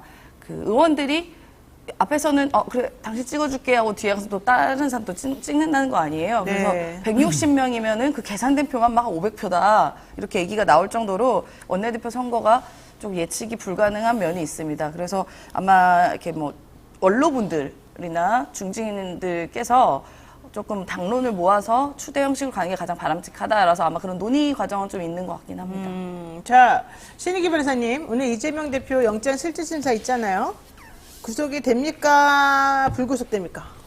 그러니까 이제 영장 발부에 대해서는 이제 오늘 밤에 이제 새벽, 그러니까 내일 새벽에, 오전이겠죠. 새벽에. 이제 아마 결정이 나올 것 같은데요. 사실 이게 뭐 재판부가 요즘은 사실 법과 양심에 따라서 하기 때문에 이게 사실 그 저울에 올려놓는 거랑 비슷한 개념이거든요. 그래서 사실 이것을 뭐 점치듯이 나오냐 안 나오냐 이렇게 이야기할 수는 없는데 만약에 제가 판사라면 제가 법과 양심에 따라서 제가 아는 법률 지식 한에서 이 사안을 들여다본다 그러면은 저는 대한민국 헌법이 규정한 불구속 원칙과 무죄 추정의 원칙이라는 대원칙을 더 넘어서는 것은 전 없다. 그리고 나머지 지금 이재명 대표도 반성해야 될 것은 사법의 정치 쟁점화 먼저 시작했거든요. 그리고 거기에 대해서 한동훈 장관은 정치의 사법화로 계속 민주당만 바라보면서 법무부 장관이 직분에 맞지 않는 짓을 계속 해온 거예요. 그래서 네. 저는 여기에 대해서는 참 박수도 손바닥이 마주쳐야 소리가 난다고 둘 다 저는 문제가 있는 것인데 그럼 판사는 누구 편을 들겠습니까? 법과 원칙, 양심에 따라서 판단하는 거기 때문에 저는 그런 기준에서는 이건 유무죄 판단이 아니기 유무죄와 때문에 다르게. 저는 불구속을 통해서 검찰이 기소하라라는 저는 뜻이 맞을 것 같다 이렇게 봅니다. 불구속이 맞다. 그러니까 실제 이 판사가 어떻게 할지 모르겠지만 불구속이 맞는 것 같다. 그러니까 제가 이제 인생극장 같은 거 해보는 거죠. 제가 판사하고 그 자리에 지금 앉아있다라면은 그렇지. 그렇게 판단할 것 같다라는 예측만 전 드리는 네. 겁니다. 자, 우리 합리적인 윤세훈 대변인 어떻게 생각해요? 이렇게 합리적이고 법리적인 판단만 하는 판사면 얼마나 좋겠습니까? 그러면 저희가 뭐 기각이니 이런 거 걱정 안 해도 되는 거죠. 그래도 그래서 이 판사는 조금 훌륭하신 분이에요. 법과 원칙에 따라 훌륭하게 한다는 얘기가 있어요. 근데 그동안에 이제 대통령실과 이제 한동훈 법무부 장관이 지속해서 1년 반 넘는 기간 동안 어떻게 특수부 수사를 이렇게 오랜 기간 동안 무자비하게 할 수가 있습니까? 그런 태도들을 봤을 때 예를 들어 당사를 2번이나 침탈을 하는 초유의 사태를 만들기도 했고 민의의 전당인 국회까지 이제 뚫고 들어와서 뭐 어떻게든 무슨 증거를 찾겠다고 하고 이재명 대표 같은 경우는 1년 반 동안 압수수색을 400번이나 당했습니다. 이 정도로까지 하는 것은요, 검찰이 무자비하게 계속 어떻게든 이재명 대표를 구속시키거나 어떻게든 뭐 감옥에 보내기 위한 그런 수가 아니고선 이렇게 무리하게 할 수가 없어요. 이거 누가 봐도 무리한 수사라는 것이 명확히 보여지는데 그렇기 위해서 검찰이 또 얼마나 판사에게 혹시나 막 뭐를 정치적인 압박을 하겠습니까? 그래서 당원들이 분노한 게 바로 이거거든요. 그러니까 제대로 된 게 수사를 딱 특수부 검사맞게 단기간에 속도전 있게 했다면 이런 얘기를 안 할 텐데 지금 또 병상에 있고 그런 대표를 어떻게 검찰한테 내어주냐. 그래서 이제 국민들이 그 부분에 대해서 가결한 의원들에 대한 분노가 있는 거거든요. 저는 그래서 이런 정치적인 판단이 아무래도 전제가 되어 있기 때문에 지금의 이런 판사의 재판에 대해서 좀 불안감을 갖고 있는 것은 좀 사실인 것 같습니다. 근데 저는 저기에 그래서 대해서는 탄원서도 이제 많이 제출을 하게 된 것이고요. 근데 저기에 대해서는 제가 이건 좀 민주주의 시스템은 민주당이 좀 안 건드렸으면 좀 좋겠는데 지금 임세훈 대변인 말씀하신 대로 검찰이 지금 정치질을 하고 있는 거 아닙니까? 그러니까 쉽게 말하면 특수수사 원칙도 안 지키고 나쁜 짓을 하고 있는 거거든요. 그럼 우리나라 민주주의 시스템에서 그거 견제 어떻게 합니까? 검사에 대한 탄핵하면 되고요. 그 다음에 또 어떻게 하죠? 법원에서 영장 발부를 안 해줌으로써 그 검찰을 견제하는 겁니다. 그것이 대한민국의 민주주의 시스템인데 지금 민주당은 판사도 못 믿겠다. 다 검사들이 어떻게 다 했을 것이다. 다 장악된다. 권력 앞에 줄 쓴다. 그렇게 생각하면 민주주의를 할 수가 없는 겁니다. 그래서 저는 검찰의 잘못하는 행태 저도 똑같이 비판하고 그렇게 하면 안 되거든요. 그래서 저는 그분에 대해서는 판사가 법과 양심에 따라서 저는 제동을 걸 것이다. 저는 그렇게 생각합니다. 네. 자, 이재명 대표 영장이 발부되고 안 되고는 국민의힘에도 매우 중요한 변수가 됩니다. 국민의힘에서는 일각에서는 이재명 대표 영장 안 탔으면 계속해서 먹잇감처럼 흔들 수 있었는데 이런 얘기 하는 사람들이 많습니다. 그런데 이제는 어쨌든 뭐 돌아올 수 없는 루비콘 강을 건넜기 때문에 이재명 대표로 인한 반사 효과를 더 이상 생각할 수는 없다. 오히려 민심의 시험대에 이 국민의힘 혼자 쫙 올라가 있는 모양새다. 이제 이런 얘기 하고 있습니다. 자, 이제 국민의힘은 어떻게 나아가야 됩니까?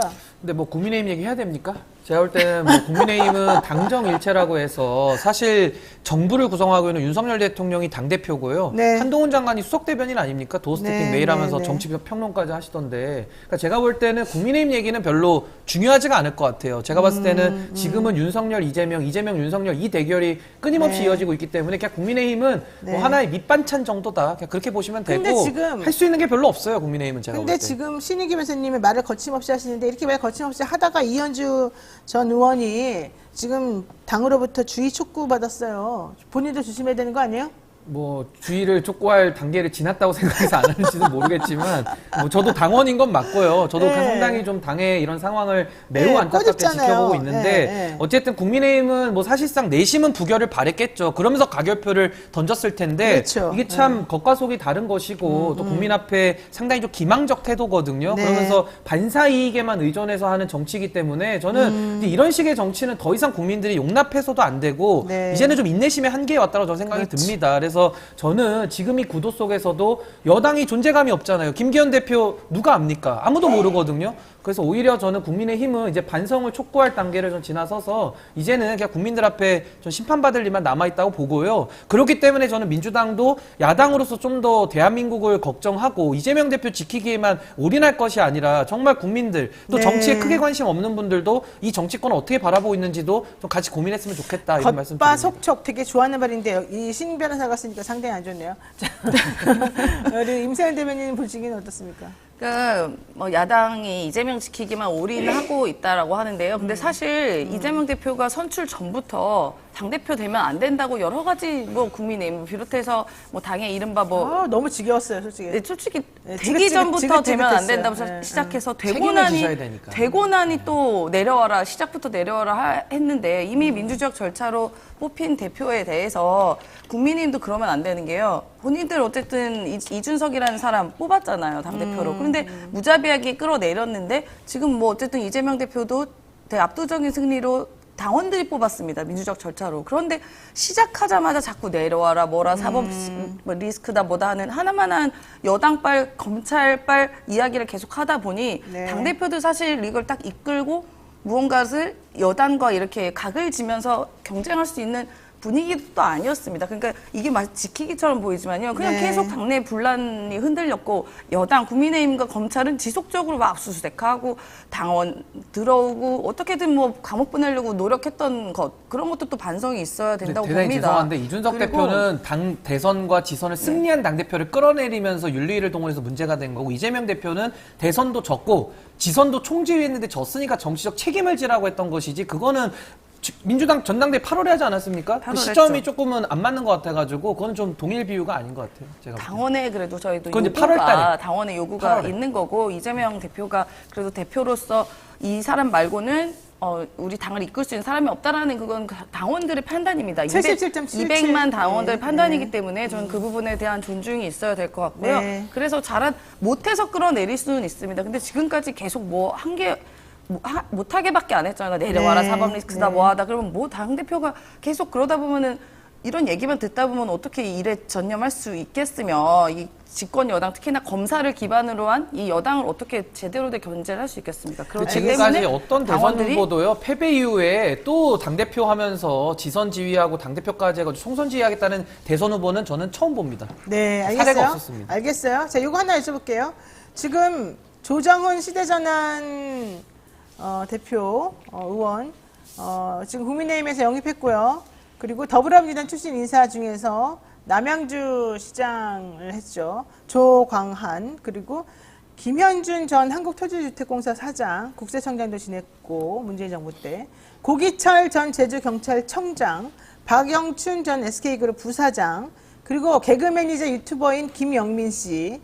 이 사람은 상당히 좀 조롱하는 게 많았어요. 지난 12일에 유튜브에서 제명아 그게 단식이냐 디톡스지 이런 제목의 영상 올려가지고 단식 중인 이재명 대표를 조롱하기도 했었고요. 영상에서 윤석열 대통령 목소리를 흉내내면서 너 지금 텐트 치고 뭐하냐? 그게 단식이냐 디톡스지? 대체 단식의 명분이 뭐냐? 뭐 이런 식의 발언을 하기도 했었습니다. 근데 이런 사람을 지금 국민의힘에서 영입을 했어요. 이 사람은 자기가 국회의원 되는 게 꿈이라고 말하기도 했던 사람이에요. 이거 어때요, 이 대변인님? 뭐 이렇게 말씀드려서 죄송한데 뭐 이분 조정훈 뭐 남양주에 계신 분은 사실 저희들은 너무 시원합니다. 잘 가신 것 같고요. 그래요? 맞게 잘 가신 것 같고요. 네. 뭐 역시 국민의힘이 인재 영입한다 그랬을 때 매우 기대가 됐습니다. 역시 뭐 유튜버나 이런 분들 가겠지 했는데 여전히 갔고요. 그래서 저는 지금 대통령의 인사 스타일과 딱 맞는 분들을 제대로 된 영입을 한 것 같다라고 생각합니다. 이번에 김세희 씨가 네. 가로사리 연구소 김세희 씨가 나 대통령으로부터 추석 선물 받았어요. 그래서 막 자랑하고 보내줬던 거 있잖아요. 사람들이 그거 보면서 막 욕을 했었었는데 이번에도 또 개그맨 출신 유튜버네요. 근데 저는 이제 시대전환은 참 당원들에게는 참 큰 상처가 될 것 같아요. 당원이 몇 명이나 있을까? 근데 조정훈 의원의 이런 행태를 보면 이건 완전 구시대로 전환하는 거다. 그리고 기회 전환하는 건데 지금 국민의힘도 이렇게 되면은 거의 이제 당명을 기회의 힘으로 바꿔야 되거든요. 기회의 힘. 왜냐면 기회주의자들만 다 몰려 들어옵니다. 그래서 네. 저는 네. 조정훈 의원의 당적 변경만을 문제 삼는 것이 아니라 결국에는 이분은 여당 전문가거든요. 늘 여당만 바라보고 여당만 골라 다니는 거예요. 그래서 이런 식의 정치 행태는 저는 근절돼야 되고 청산돼야 된다고 보는 것이고 네. 지금 뭐 유튜버들이 정부 내각에도 들어가고 당에도 인재를 하면서 영입이 되는데 국민의힘은 아까 제가 존재감도 없다 그랬지만은 인재에 대한 기준부터가 완전히 틀렸다. 그래서 네. 저는 이렇게 가가지고는 민심을 절대 얻을 수 없다 이렇게 봅니다. 자, 마지막 이거 하나만 두 분께 짧게 여쭤보고 끝내겠습니다. 서울 강서구청장 선거 얼마 안 남았어요. 자, 김태우, 진교훈 둘이서 이제 맞붙게 됐는데, 진교훈 후보자는 이번에 당원들 이 탄원서도 받느라고 엄청나게 사람들이 몰려왔었다는 이런 얘기도 있었는데, 어쨌든 김태우 씨 경선에서 이겼습니다. 강서구청장이었죠. 이분 때문에 사실 이게 또 열립니다. 40억 들여서. 누가 이기겠습니까? 이거 지금 여야가 총력전을 하고 있는데요. 네. 여기서 아마 패배하면 타격이 좀 있긴 있을 겁니다만은 저는 김태우 구청장 사면 복권해서 공천한 것 자체가 저는 근원적인 문제이기 때문에 네. 진교훈 후보가 이기는 게 전 이번에는 국민의 뜻에 부합할 것 같습니다. 진교훈 후보가 이기는 게 맞겠다. 네.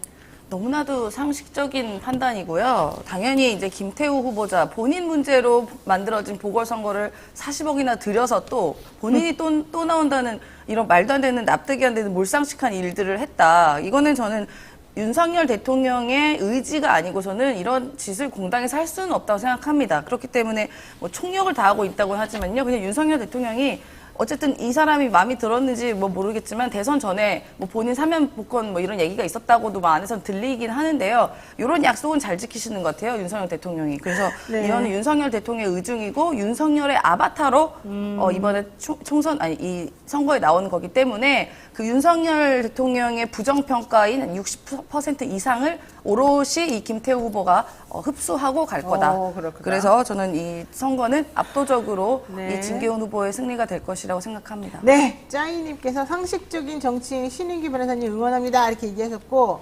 또 다른 분은 임세윤 대변인은 좀 약해요. 더 세게 말해주세요. 언제는 또 너무 세게 말한다고 오라 그러더니만. 이게 사람마다 다르네. 네, 여기까지 해야 될 것 같습니다. 네, 지금까지 의사당 1번 출구 신인규 그리고 임세은 두 분 모셨습니다. 고맙습니다. 네, 감사합니다. 감사합니다. 네, 이 엄혹한 시기를 헤쳐나갈 힘을 주시는 두 번째 주님을 위해서 잠시 쉬었다가 다시 나타나겠습니다.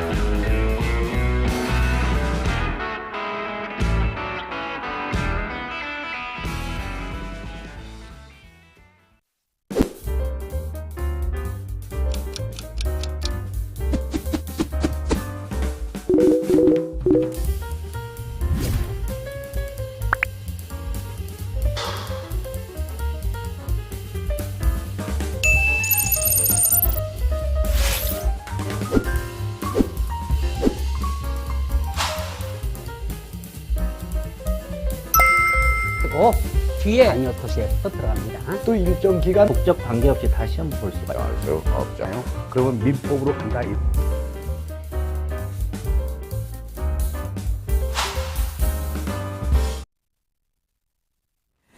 네, 이 엄혹한 시기를 헤쳐나갈 힘을 주시는 두 번째 주님을 모시겠습니다. 사실 저는 종교는 없습니다만 누군가를 향해서 이렇게 기도하고 손을 모으는 것은 매우 중요하다고 생각합니다.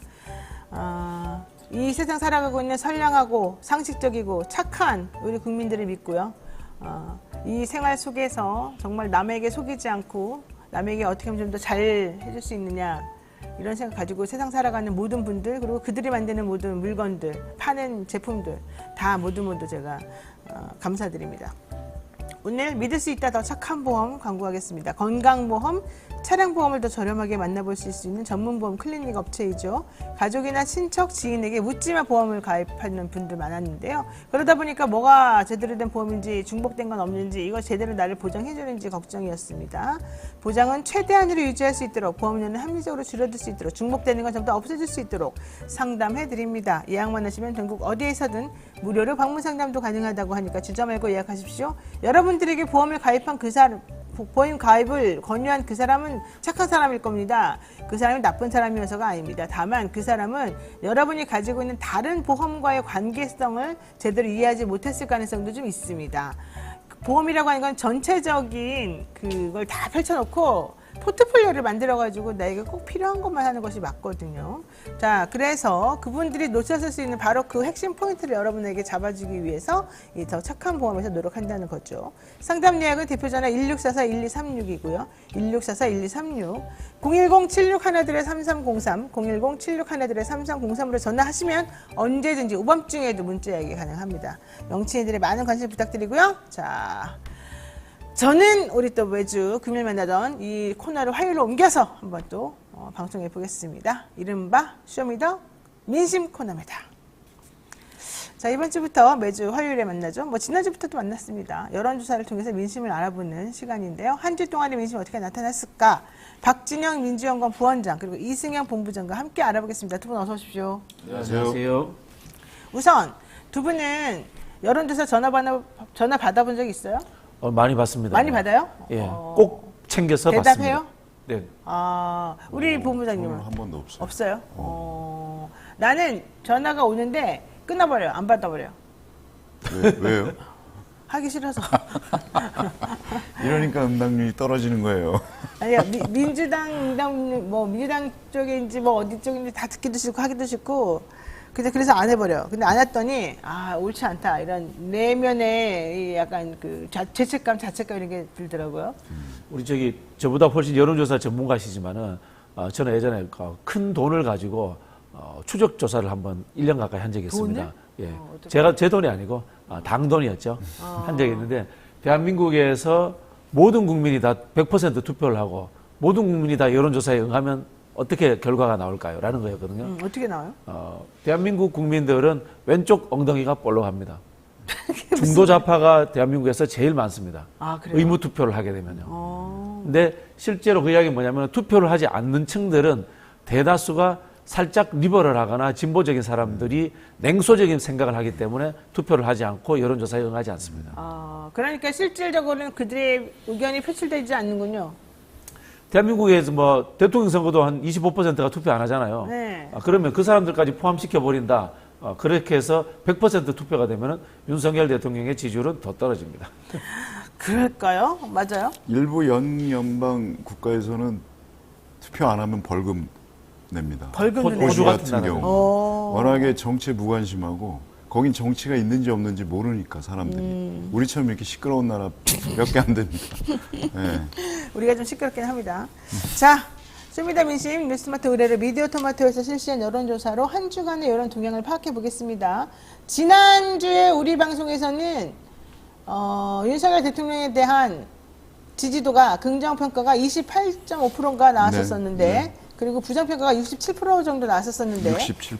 그리고 나와서 어젠가요? 다른 여론조사에서는 윤석열 대통령에 대한 지지 긍정평가가 40%대를 넘었다. 이렇게 또 나왔었어요. 그래서 내가, 이거 신기하다. 왜 그랬을까? 이제 이렇게 생각했는데, 그게 이제 민주당 사람들, 특히 이재명 대표에 대한 체포동의안 가결 여파인가? 이렇게 생각했거든요. 근데 우리 지금 이거, 우리 미디어 터미터에서 실시한 여론조사 보니까 긍정이 이러네요. 네, 32.6%. 부정이 62.7%인데 어쨌든 지난번보다 높아지긴 지난번보다는 높아졌네. 한 4% 정도 올랐고 부정은 한 4.6%. 그럼 경향은 똑같다고 봐야 되겠네요. 그렇죠? 지금 그러니까 이게 대통령 지지도 올라간다. 네, 60대 이상을 제외한 전 연령층에서 부정 평가가 높았어요. 그리고 지역별로 보면 전 지역에서 부정이 긍정을 압도를 했습니다. 심지어는 영남에서도 과반 이상 부정적인 평가가 많았고. 네. 근데 다만 이제 그 지난번에 20대하고 30대 지지율이 확 떨어졌었는데 이번에는 30대 지지율이 좀 다시 제자리로 왔다. 대통령에 대해서. 예. 지난주에 17.4% 긍정평가를 했었는데 30대가 이번 주에 28.2%로 10.8%포인트나 올랐다. 신기하네요. 자, 보겠습니다. 이번 조사는 긍정이 32.6%, 부정이 62.7%였는데, 휴대전화, 가상번호를 활용한 무선 자동응답 방식으로 진행을 했고요. 퍼포 오차는 95% 신뢰 수준의 플러스 마이너스 3.1%포인트입니다. 표본 조사 완료수는 1,019명이고요. 응답률이 높네요. 응답률이 6.3%로 네. 집계가 됐습니다. 이게 지난 주말에 있었던 조사였던 거죠? 네, 맞습니다. 네. 자, 우리 박진영 부원장님 해석 네. 좀 해주실까요? 간단합니다. 눈에 안 띄면은 여론조사는 올라갑니다. 그게 무슨 말이죠? 아, 대통령이 안 보이면 예, 최근에 이제 대통령이 언론에 거의 안 나타났죠. 외국 가느라고 없었죠. 외국 가서. 근데 이게 참 신기한 일이기도 한데 보통 대통령이 외국 가면은 엄청나게 기사를 쏟아냅니다. 더 원래 더 높아져야 되는데. 예, 높아져야 되는데 어떤 우려가 있었는지 모르겠지만 언론 노출민들을 오히려 떨어뜨려 버렸어요. 기사량이 확 줄었죠. 예, 기사량이 확 줄어버렸죠. 원래는 그러다 기사도 많아야 되는데. 네네네. 그러다 보니까 자연스럽게 실수도 하지 않고 그다음에 그 비호 감도가 발현되는 것들도 국민들이 느끼지 못하기 때문에 자연스럽게 그 지지층들이 좀 더 응답을 많이 한 거죠. 자, 8월 둘째 주에는 긍정이 32.7%였고 8월 셋째 주에는 긍정 33.9%, 8월 다섯째 주는 33.3%. 그러니까 다 32, 3%에서 왔다 갔다 했었었는데 9월 넷째 주에는 긍정이 28.5%로 팍 떨어졌단 말이에요. 그러다가 다시 이번 조사에서는 한 4% 정도 좀 올라가고 있는 겁니다. 최근에 그 이재명 대표 이슈에 묻혀가지고 그래서 그런가요? 해병대 수사 개입 의혹이라든지 이념 정쟁 이런 이슈들이 좀 묻혔죠. 자, 그것도 역시 조금 올라가는데. 도움이 됐다? 근데 난 진짜 궁금한 거 하나 있어요. 대통령 부부가 이제 외국 가가지고 뭐 정상들 뭐 41개국을 만났네, 뭐 엑스포를 유치하려고 노력했는데 다 좋은데 뭐 코피 들렸다 그러는데 왜 대통령 그 부인은 비행기에서 내리면서 서로 악수를 하죠? 둘이서 처음 만났나? 사무적 관계 모양이죠. 둘이 싸웠나? 아니, 왜 내려와서 우리나라 공항에 내려와가지고 둘이서 악수를 거기서 해야 될 이유가 있어요? 원래 그래요? 두 분이 짰나 본데요? 저는 그런 거 본 적 없어요. 사진 나왔잖아요. 대통령과 영부인. 아니, 그러니까 딴 데서 안 그랬는데요, 그렇죠? 왜 그런지는 잘 모르겠습니다. 왜 그러는 거예요? 글쎄 뭐 제가 뭐 그런 것까지 해석할 남편 능력은 안 부인하고 되는데 악수한 적 있어요? 그렇게? 사람들 앞에서 공개적으로? 어디 갔다 와서? 부인하고는 이제 포옹을 하죠. 네. 제가 보기에는 좀 사무적으로 보인다, 또 동등하게 보이려고 했다 이런 느낌도 드는데 또 동등하게. 한편으로 보면은 그냥 그림을 내려고 하다 보니까 그렇게 하지 않았나 그런 생각도 들어요. 좀 이상한, 나한테 사람들이 전부 다 어색하다고 좀 그러게 했는데, 어쨌든 좋아요. 근데 어쨌든 중요한 건 윤 정부 그래서 일주일 만에 다시 30%대 탈환을 했습니다. 대통령 되게 기분 좋았을 것 같아요. 이게 본인이 이렇게 올라간 게 본인이 잘해서라고 생각합니까? 아니면은 민주당이 이재명 대표를 검찰에 이런 표현이 죄송합니다. 아가리에 집어넣었다. 이런 지금 비판을 받고 있는 시점에서 오히려 반사이익을 얻은 겁니까? 근데 우리 부원장님 말씀대로 그냥 아무것도 하지 않으면 아무것도 하지 않나? 그냥 평균은 가는 것 같아요. 네, 근데 이제 뭘 하다가 자꾸 헛발질하거나 실수하거나 뭐 그러면 이제 떨어지는 거고 한 30%는 뭐 고정이 있으니까. 예. 근데 사람들이 참 착해요. 그런 거 보면 그냥 가만히만 있으면 널 지지해주마 이거잖아. 뭐 할 수 있는 게 별로 없어서. 그럴까? 예. 외교는 대통령이 하고 아마 내치는 총리가 한다 뭐 이런 기조로 가는 건지는 잘 모르겠습니다만 내치를 한덕수 총리도 못 하고 있잖아요. 근데 지난번에 한덕수 외교도 총리 그렇고. 지난주에 해임 결의안도 가결되고 검사 탄핵안도 올라갔는데 네, 시진핑 만나러 갔잖아요. 그런데도 별 영향 안 받네요. 관심이 없던 거죠. 국회에서 뭐라고 하든 간에 나는 나의 길을 간다. 뭐 이런 것 같고요. 네. 저는 이제 이 대통령 지지율 보면서 이거 뭐 윤석열 대통령뿐만이 아니고요. 과연 한국 사회의 정치인이라고 하는 사람, 네. 대통령이라고 하는 사람, 또는 총리라고 하는 사람, 또는 국회의원이라고 하는 사람들이 중앙 집권화되고 고도로 전문화된 이 관료 사회 이상의 능력을 발휘해 줄 수 있는가라는 질문을 한번 던지고 싶어요. 그 이야기는 뭐냐면은 대통령이라든가 고위 정치인들이 없이도 대한민국은 더 잘 굴러갈 수 있는 나라일 수도 있다라는 맞아요. 생각을 한번 해보게 되는 겁니다. 그런 생각하는 사람 많아요. 우리는 정치인들만 없어지면 정말 날아다닐 거다 이런 생각이. 지금 장관 후보자들 나온 사람 3명 보면 알 수 있지 않습니까? 누가 봐도 그 사람들보다는 잘할 것 같은데. 그래서 제가 토론 나가가지고 MBC 100분 토론 나가가지고 나를 여가부 장관을 시켜줘라. 네, 그랬어요. 그 장관 후보자들하고 흔히 표현하는 이제 5급 사무관들, 고시 갑해서 해가지고 네, 처음 네, 보자마자 네. 이제 보고서 열심히 쓰는 젊은 사무관들하고 토론하면 누가 이기겠어요? 저는 그 장관 후보 3명 다 박살날 거라고 봅니다. 알겠습니다. 자, 정당 지지율 살펴보겠습니다. 국민의힘 32.6, 더불어민주당 45.9, 정의당 3.0인데, 민주당 45.9네요. 네, 그 민주당 지지율 지난 조사 비슷하네. 46.1%하고 뭐 대동소이하고요. 국민의힘 역시 뭐 비슷합니다. 양당의 격차는 13.3% 포인트 차. 이건 오차범위 내인데. 항상 그 13.3% 내지는 15% 뭐 거기서 왔다 갔다 하는 것 같아요. 근데 제가 좀 전에 소개해드렸던 그 이재명 대표에 대한 지지도 긍정평가가 40% 넘었다는 그 여론조사에서도 국민의힘하고 민주당하고 정당 지지도 보니까 민주당 정당 지지도가 높았던 것 같아요. 이거는 그러니까 민주당에 대한 지지도는 높다. 이게 팩트라고 봐야 됩니까, 그러면? 결집한 거죠. 결집했다? 네, 결집한 거다. 뭐 이렇게 보여지고 실제로 이거 비정상적인 상황이라고 봅니다. 왜냐면요, 우리가 국회의원 선거라든가 이런 걸 해보잖아요. 그러면은 정당 득표율이라는 게 높아야지 37%, 8%. 그 다음에 제2당은 아무리 지더라도 30한 3, 4% 나옵니다. 그러면은 이렇게 과대하게 나오는 이유는 뭔가 하면요. 아직도 우리는 대선에서 못 빠져나오고 있는 겁니다. 윤석열 대통령이 대선의 경쟁자인 이재명 대표를 포괄적으로 죽이려고 하고 있다는 분노의식에 의해서 민주당 표들이 아직도 전선에서 퇴각을 못하고 결집해 있는 겁니다. 참고로 그 중도층 지지율 네. 한번 볼게요. 민주당 지지율이 41%예요. 그리고 중도층에서? 예, 중도층에서 국민의힘 지지율이 21%입니다. 그러니까 중도는 일단 민주당 편이네. 20% 격차가 나는 거예요. 중도층에서는. 그건 무슨 뜻입니까? 중도층이 선거장으로 나오기만 하면 민주당이 이기겠네요.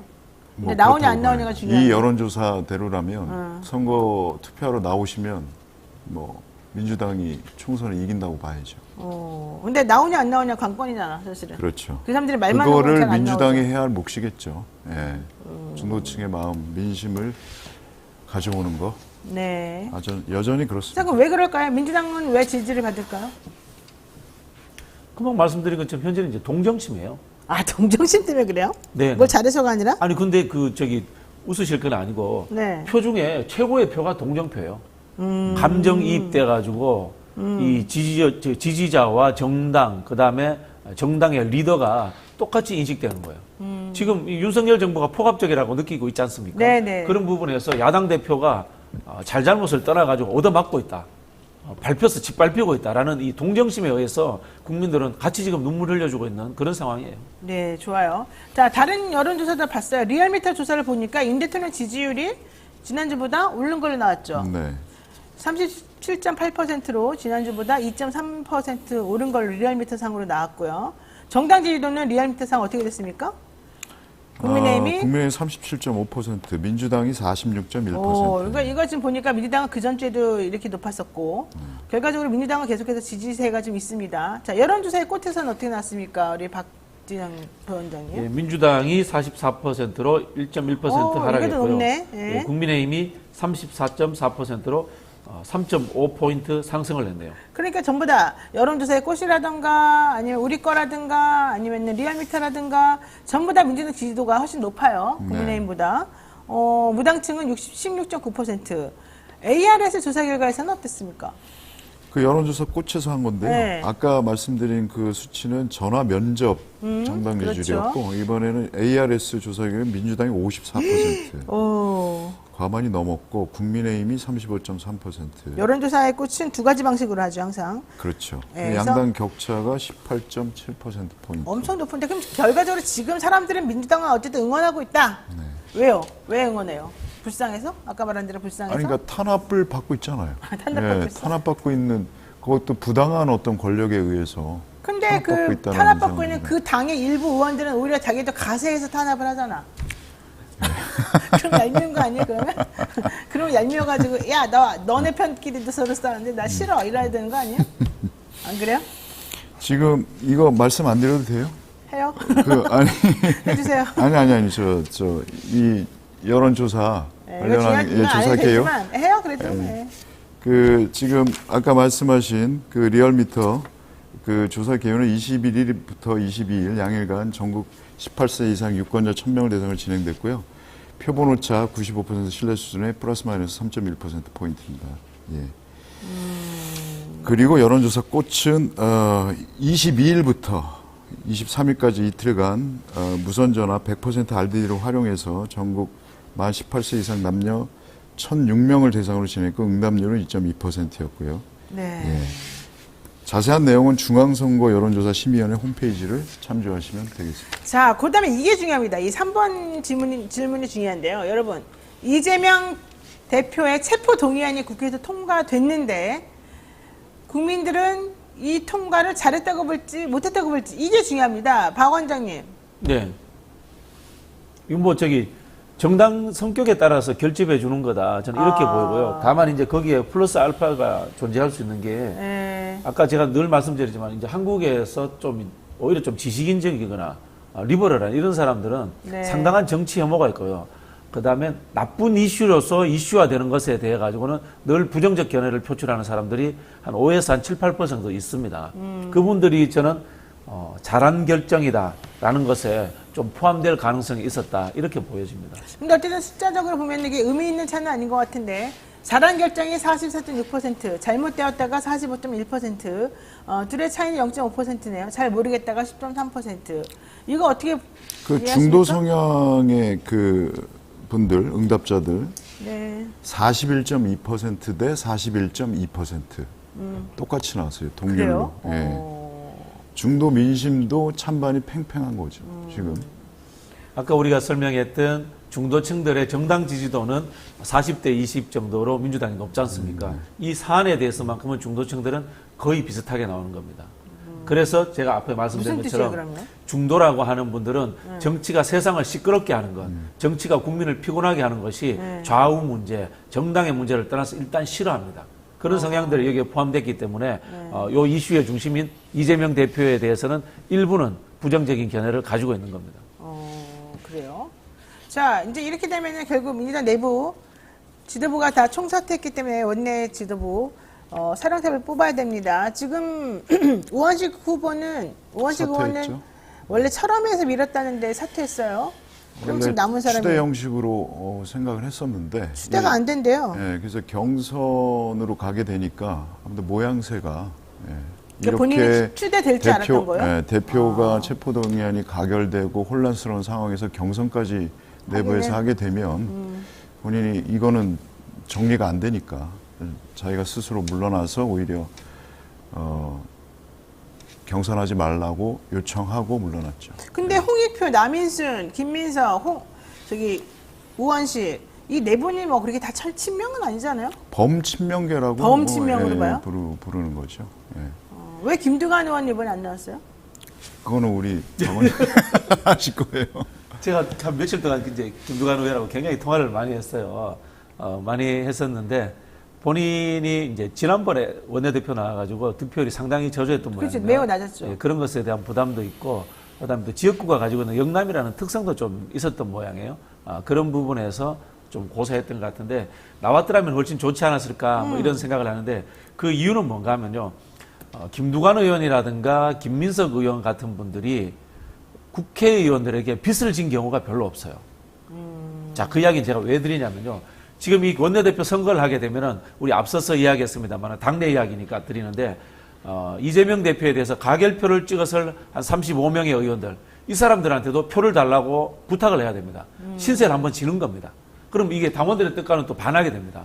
그리고 또 한편으로는 원내대표도 앞으로 있을 총선에 있어서 공천혁신의 주역이 돼야 됩니다. 그 이야기는 동료 의원들에 대해서는 때로는 칼질을 할 수도 있는 상황이 올 수도 있다는 겁니다. 네. 그런 부분에서 김두관 의원이라든가 김민석 의원처럼 의원들과 관계가 다소 소원한 분들이 됐더라면 민주당 내의 혁신에 큰 도움이 되지 않았을까라는 기대를 했었는데 그게 또 역으로 생각하면은 의원들하고 별로 안 친하니까 표도 또 별로 없는 그러니까 거예요. 그럴 것 같은데. 당내 입지가 그렇게 훌륭한 좋지 분들인데. 않죠? 예. 네. 자, 그러면 이 대표 거취를 또 우리가 생각 안 할 수가 없네요. 당대표직을 이 상황에서 유지해야 된다, 안 해야 된다. 유지해야 된다가 48.2%, 사퇴해야 된다가 44.2%인데요. 이거 어떻게 봐야 돼요?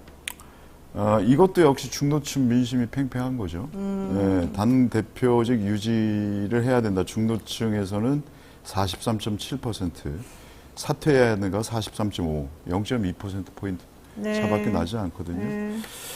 이거는 이제 결국 오늘 이제 영장 심사하지 않습니까? 네. 그거에 따라서 뭐 그야말로 민주당의 운명이 달려 있다라고 해도 과언이 아닌데 일단 어떻게 보세요?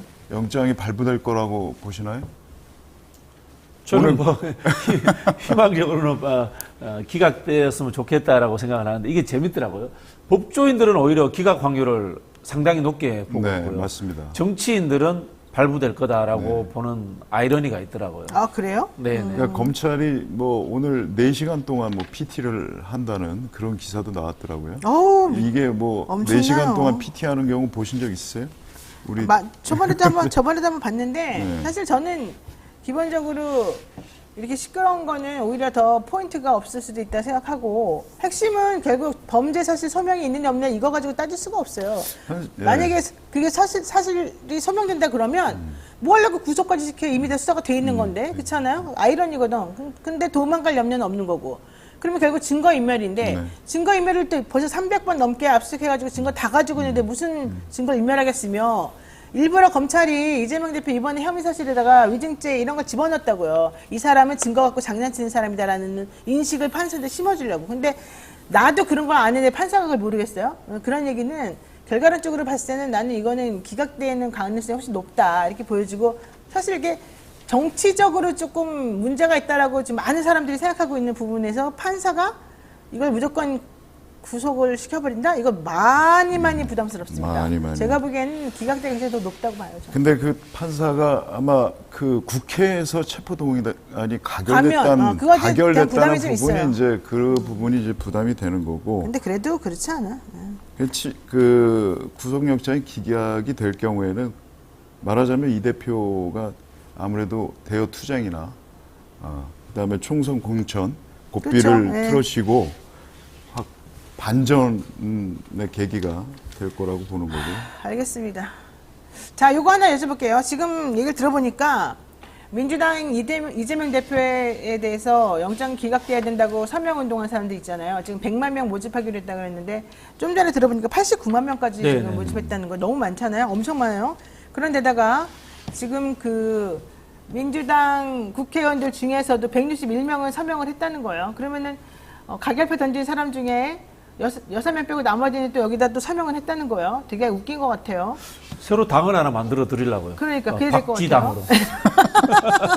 게다가 민주당을 탈당한 사람하고 탈당하지 않은 사람하고 비율이 보면은 탈당한 사람이 한 5,800명 정도 되고 새로 가입한 사람이 한 37,000명 정도, 37,700명 정도 된대요. 근데 이거는 나는 탈당이든 입당이든 다 똑같이 민주당에 대해서 실망하거나 이재명을 지키자는 입장이 다 똑같다고 나는 보거든요. 이거는 민주당 입장에서 고무적인 거잖아요. 뭐 고무적인 거죠. 네. 정당은 어쨌든 간에 이 정치 결사죄이기 때문에 사랑을 받아야 됩니다. 그리고 그 사랑이 더 강할수록 좋은 겁니다. 네. 우리 일제강점기 때 네. 기회주의자들이라든가 친일파들이 독립운동가들 보고 뭐라고 하는지 아세요? 테러리스트. 그런 이야기를 했거든요. 맞아요. 근데 그 테러리스트들이 사실은 임시정부를 이끌고 대한민국을 만들어낸 거거든요. 그렇죠. 결국 정당이라는 것은 이 강한 사랑을 받아야만이 정당을 제대로 유지할 수 있는 거고요. 물론 이제 지도자는 그 강한 사랑을 시기적으로 좀 더 부드럽게 만들기도 하고 더 강하게도 만들기도 하는 그런 임무를 가지고 있는 겁니다. 좋습니다. 자, 오늘 여기까지 이런저런 여론조사 확인해봤는데요. 자, 이제는 두 분하고 또 계속해서 같이 쇼미더 영심 한번 알아보도록 하겠습니다. 영친이와의 소통을 위해서 우리가 특별히 마련한 쇼미더 영심 시간입니다. 뉴스인사에 대해서 준비한 독특한 설문조사죠. 전혀 신뢰하면 안 되는, 신뢰 로스 없는 그런 설문조사입니다. 자, 이번 추석 밥상머리에서 가장 화제가 될 이슈는 무엇일까요? 네, 이번 주 커뮤니티 설문조사 봤는데 주제죠. 2만 네. 1,000명이 넘는 분들이 참여를 해주셨는데 네. 딱 절반 50%가 일본 핵 오염수 문제고요. 그 다음이 양평고속도로 등 윤석열, 김건희 친인척 의혹. 그 다음에 13%가 윤석열 대통령의 이념 역사 몰두. 또 15%가 이재명 민주당 대표의 단식. 이거는 끝났죠. 네. 이건 좀 며칠 전에 저희가 여쭤본 거라 아마 이 문항이 들어간 것 같은데 4%가 해병대 수사 외압 의혹 이렇게 돼 있습니다. 그러니까 이게 저는 그런 것 같아요. 이제 이재명 대표한테 지금 모든 이슈가 가 있다 보니까 묻혀진 것들이거든요, 이게. 네. 요거를 좀 잘 기억을 해주셨으면 좋겠어요. 네. 최은순 씨 보석 신청했잖아요. 네. 네. 그 이슈는 어떨까요? 언론에서 다뤄주질 않더라고요. 일부러 안 다루는 거죠? 저는 그렇게 생각합니다. 네. 왜요? 어쨌든 그러면은 조용히 해서 내보내주려고? 뭐 그런 부분 아니겠습니까? 그리고 실제로 여야에 있어서 내로남불의 영역이기 때문에 그쪽에서 이제 빠져나가고 싶겠죠. 만약 어떻게 보석 보세요? 허가가 떨어지면 기사는 나오겠죠. 나오는데 뭐 대서특필하거나 이러진 않을 겁니다. 예. 근데 보석 허가를 해주면은 부당하다, 이상하다 이렇게 말할 사람들도 있을까요? 그렇게 해야죠. 언론인이라면. 또 이런 것도 있습니다. 일본 핵 오염수 문제가 지금 가장 밥상머리의 그 주제로 제일 많이 얘기될 거다라고 했었잖아요. 근데 일본에서 가공식품 수입량이 엄청 늘었다는 거예요. 후쿠시마 관련해서. 그 얘기 아세요? 네, 뭐 저기 언론에 나오는 걸 봤는데요. 네. 이제 가공식품 위기 때문에 뭐 당장 그 후쿠시마 오염수 방류된 거와 영향이 있었다라고 볼 수는 없겠지만은 혹시나 이게 후쿠시마 인근에서의 수산물 수입까지도 연결될 수 있지 않을까라는 뭐 그런 하나의 좀 전초적 의미로서의 좀 걱정은 됩니다. 네. 우리도 중국처럼 해야 될 것 같아요. 중국이 지금 어제 기사를 보니까 중국에서 지금 가리비 수출하잖아요. 네. 그거 했던 거를 다 막아버리니까 다음에 막 쌓여있다고 그러죠. 자기네 창고에 엄청나게 재고가 쌓여가지고 일본 내부에서 싸게 뭐 팔거나 공짜로 뭐 주겠다고. 그래서 거기에 어민들도 상당히 뭐 항의하고 그런 와중이라고 하네요. 자, 근데 보세요. 우리나라 일본 후쿠시마 수산물은 지난 2013년부터 지금 10년간 수입이 금지되고 있는 상태인데 최근 3개월간 일본산 수산물 가공물이 15톤이나 지금 수입이 됐다고 합니다. 일본 정부와 도쿄전력은 지난달 24일부터 오염수 방류를 강행을 했는데 그래서 수산물은 직접 못 들어오는데 수산물 가공물이 들어와요. 이거 아주 꼼수 부리는 거 아니겠어요? 괜찮아, 이거 들어와도? 뭐 장기적으로는 막아야죠. 그런 부분에서 지금 좀 법률을 정비할 필요가 있다고 생각하는데요. 우리가 이제 그 후쿠시마 오염 그 인근 지역에 수산물이 들어오지 않으면서 국내법을 우선 적용한다라는 사례 때문이거든요. 국내 우리 법에도 해양 오염이라든가 투기가 있은 지역에 수산물은 유통하지 못하도록 되어 있습니다. 그 이야기는 뭐냐면은 후쿠시마뿐만이 아니고 우리나라에서도 뭐 특정 지역에 해양 오염이 있다면은 그 수산물 자체가 유통이 안 되는 거거든요. 그런 부분에서 그 법을 좀 강화해가지고 거기에 대한 1차 가공품, 2차 가공품까지도 대해서 유통이 될 수 없는 어떤 법률을 보완할 필요가 있다 이런 생각이 너무 듭니다. 늦는데 지금 여기 보면 22일 날 어기구 의원실에서 확인해봤더니 후쿠시마 등 8개 현 수산물 수입 금지 조치에도 불구하고 올해 7월에서 9월 사이에 후쿠시마 등 8개 현에서 만들어진 가공품 수입이 15톤이 넘은 것으로 지금 나타났다. 정부가 손을 놓고 있는 그러니까 거예요. 정부가 그냥 내버려 두는 것 같은데 아무리 봐도. 그건 규제에 해당하기 때문에 시행령이나 이런 것만 해도 되는 거예요. 법을 고칠 필요가 없습니다. 맞아요. 그런데도 불구하고 특히 그래서 어기구 의원실에서는 수산물 가공품의 경우 우리 정부의 수입 금지 조치 품목이 명시되어 있지 않다. 와, 그게 중국이 그걸까지 막았거든요. 우리 왜 안 해요? 모르겠어요. 우리 정부가 하지 않으니까 그런 그 정부는 답답하긴 한데 하는 게 뭐야? 결국 이런 상황에는 제가 이제 단어를 하나 만들었어요. 의회 정부. 왜 정부가 뭐? 행정부가 역할을 제대로 못하니까 국회가 끊임없이 많은 양의 법들을 만들어가지고 의회 정부의 역할을 할 수 있는 쪽으로 사고의 패턴을 좀 바꿔야 된다. 기존에는 국회라는 것은 견제와 감시 기능만 있는데 이제는 행정부가 일을 못하니까 의회라도 일을 해야 되지 않냐. 뭐 그런 생각이 들고요. 후쿠시마 이 오염수 관련해가지고 여론이 많이 나오는 것은 제일 쉽고 국민들이 생활상에 느끼는 거거든요. 그래서 민주당이나 이 국회에서 이걸 가지고 꾸준히 이슈를 개발하고 법률을 만들어 가지고 이슈가 소멸되지 않도록 관리하는 하나의 전략적인 방향이 필요합니다. 추석 밥상에서 조심해야겠네요. 그렇게 많이 수입이 우리 됐다. 가리비 못 먹겠네. 가리비는 물론이고 가리비 좋아하는데. 저희 고향이 제일 좀 문제가 되는 게 저희 고향이 이제 돈백이라고 해서 상어 고기를 먹거든요. 그게 이제 상어, 뭐 저기 참치, 고래 이런 게 최상위 포식자들 그렇죠. 그런 쪽에 이렇게 축적이 될 가능성이 많기 그렇죠. 때문에 먹이 사슬 때문에. 맨 아래 애들보다 맨 위로. 자, 댓글 읽어주십시오. 서민들은 정치보다 먹고 사는 문제에 걱정과 관심이 더 많습니다. 그렇죠. 후쿠시마 오염수 방류로 인한 우리 어민들의 생업과 더불어 서민들의 경제 문제 그리고 먹거리 문제와 관련한 이슈에 대해서 추석 자리에서 많은 얘기들을 할 것 같습니다. 라고 베로니카 님께서 네. 말씀 주셨고요. 그다음에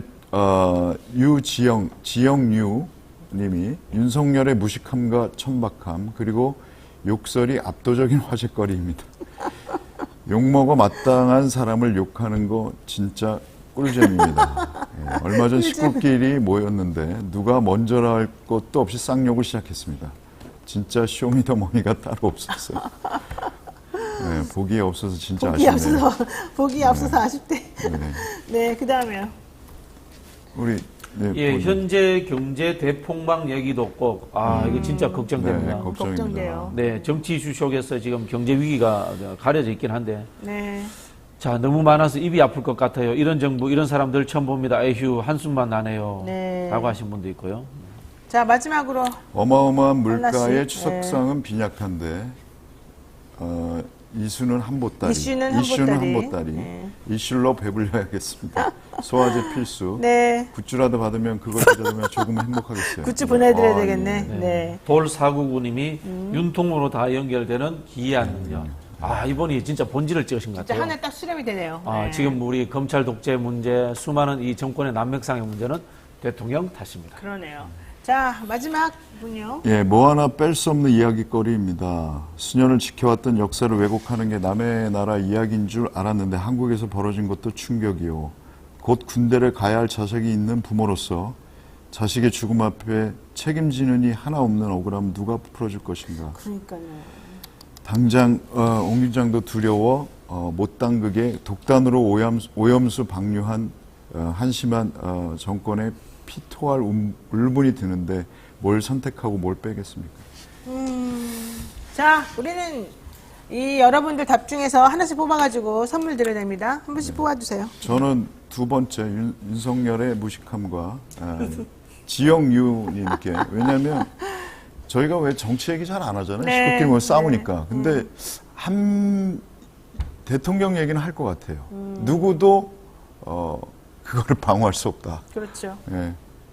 그다음에 또 저는 윤통으로 다 연결되는 기이한 능력님께 드리고 싶은데 네. 굿즈라도 받으면 그걸 들여다보면 조금은 행복하겠어요. 이분이 너무 절박하신 것 같아요. 네. 그럼 두 분 다 드릴까요? 예, 감사합니다. 좋아요. 예, 네. 두 분 다 드리겠습니다. 그러면은 네, 뭐 여러분들 다 오늘 의견 주신 거 다 잘 봤고요. 혹시 뭐 나 댓글 뽑혔는데 나는 왜 안 줘? 섭섭하신 분은 커뮤니티에 올려주세요. 저희 PD님이 보내드릴 겁니다. 나 이렇게 해도 되는지 모르겠네. 자, 오늘 여기까지 하고요. 잊지 마시고 구독, 좋아요 꾹꾹 눌러주시고요. 저희가 오늘 준비한 방송 여기까지입니다. 저는 내일 아침 7시 30분에 다시 최진봉 교수와 함께 찾아오겠습니다. 두 분 오늘 인사하십시오. 네, 고맙습니다. 감사합니다. 네. 내일 만나요. 구독, 좋아요. 오.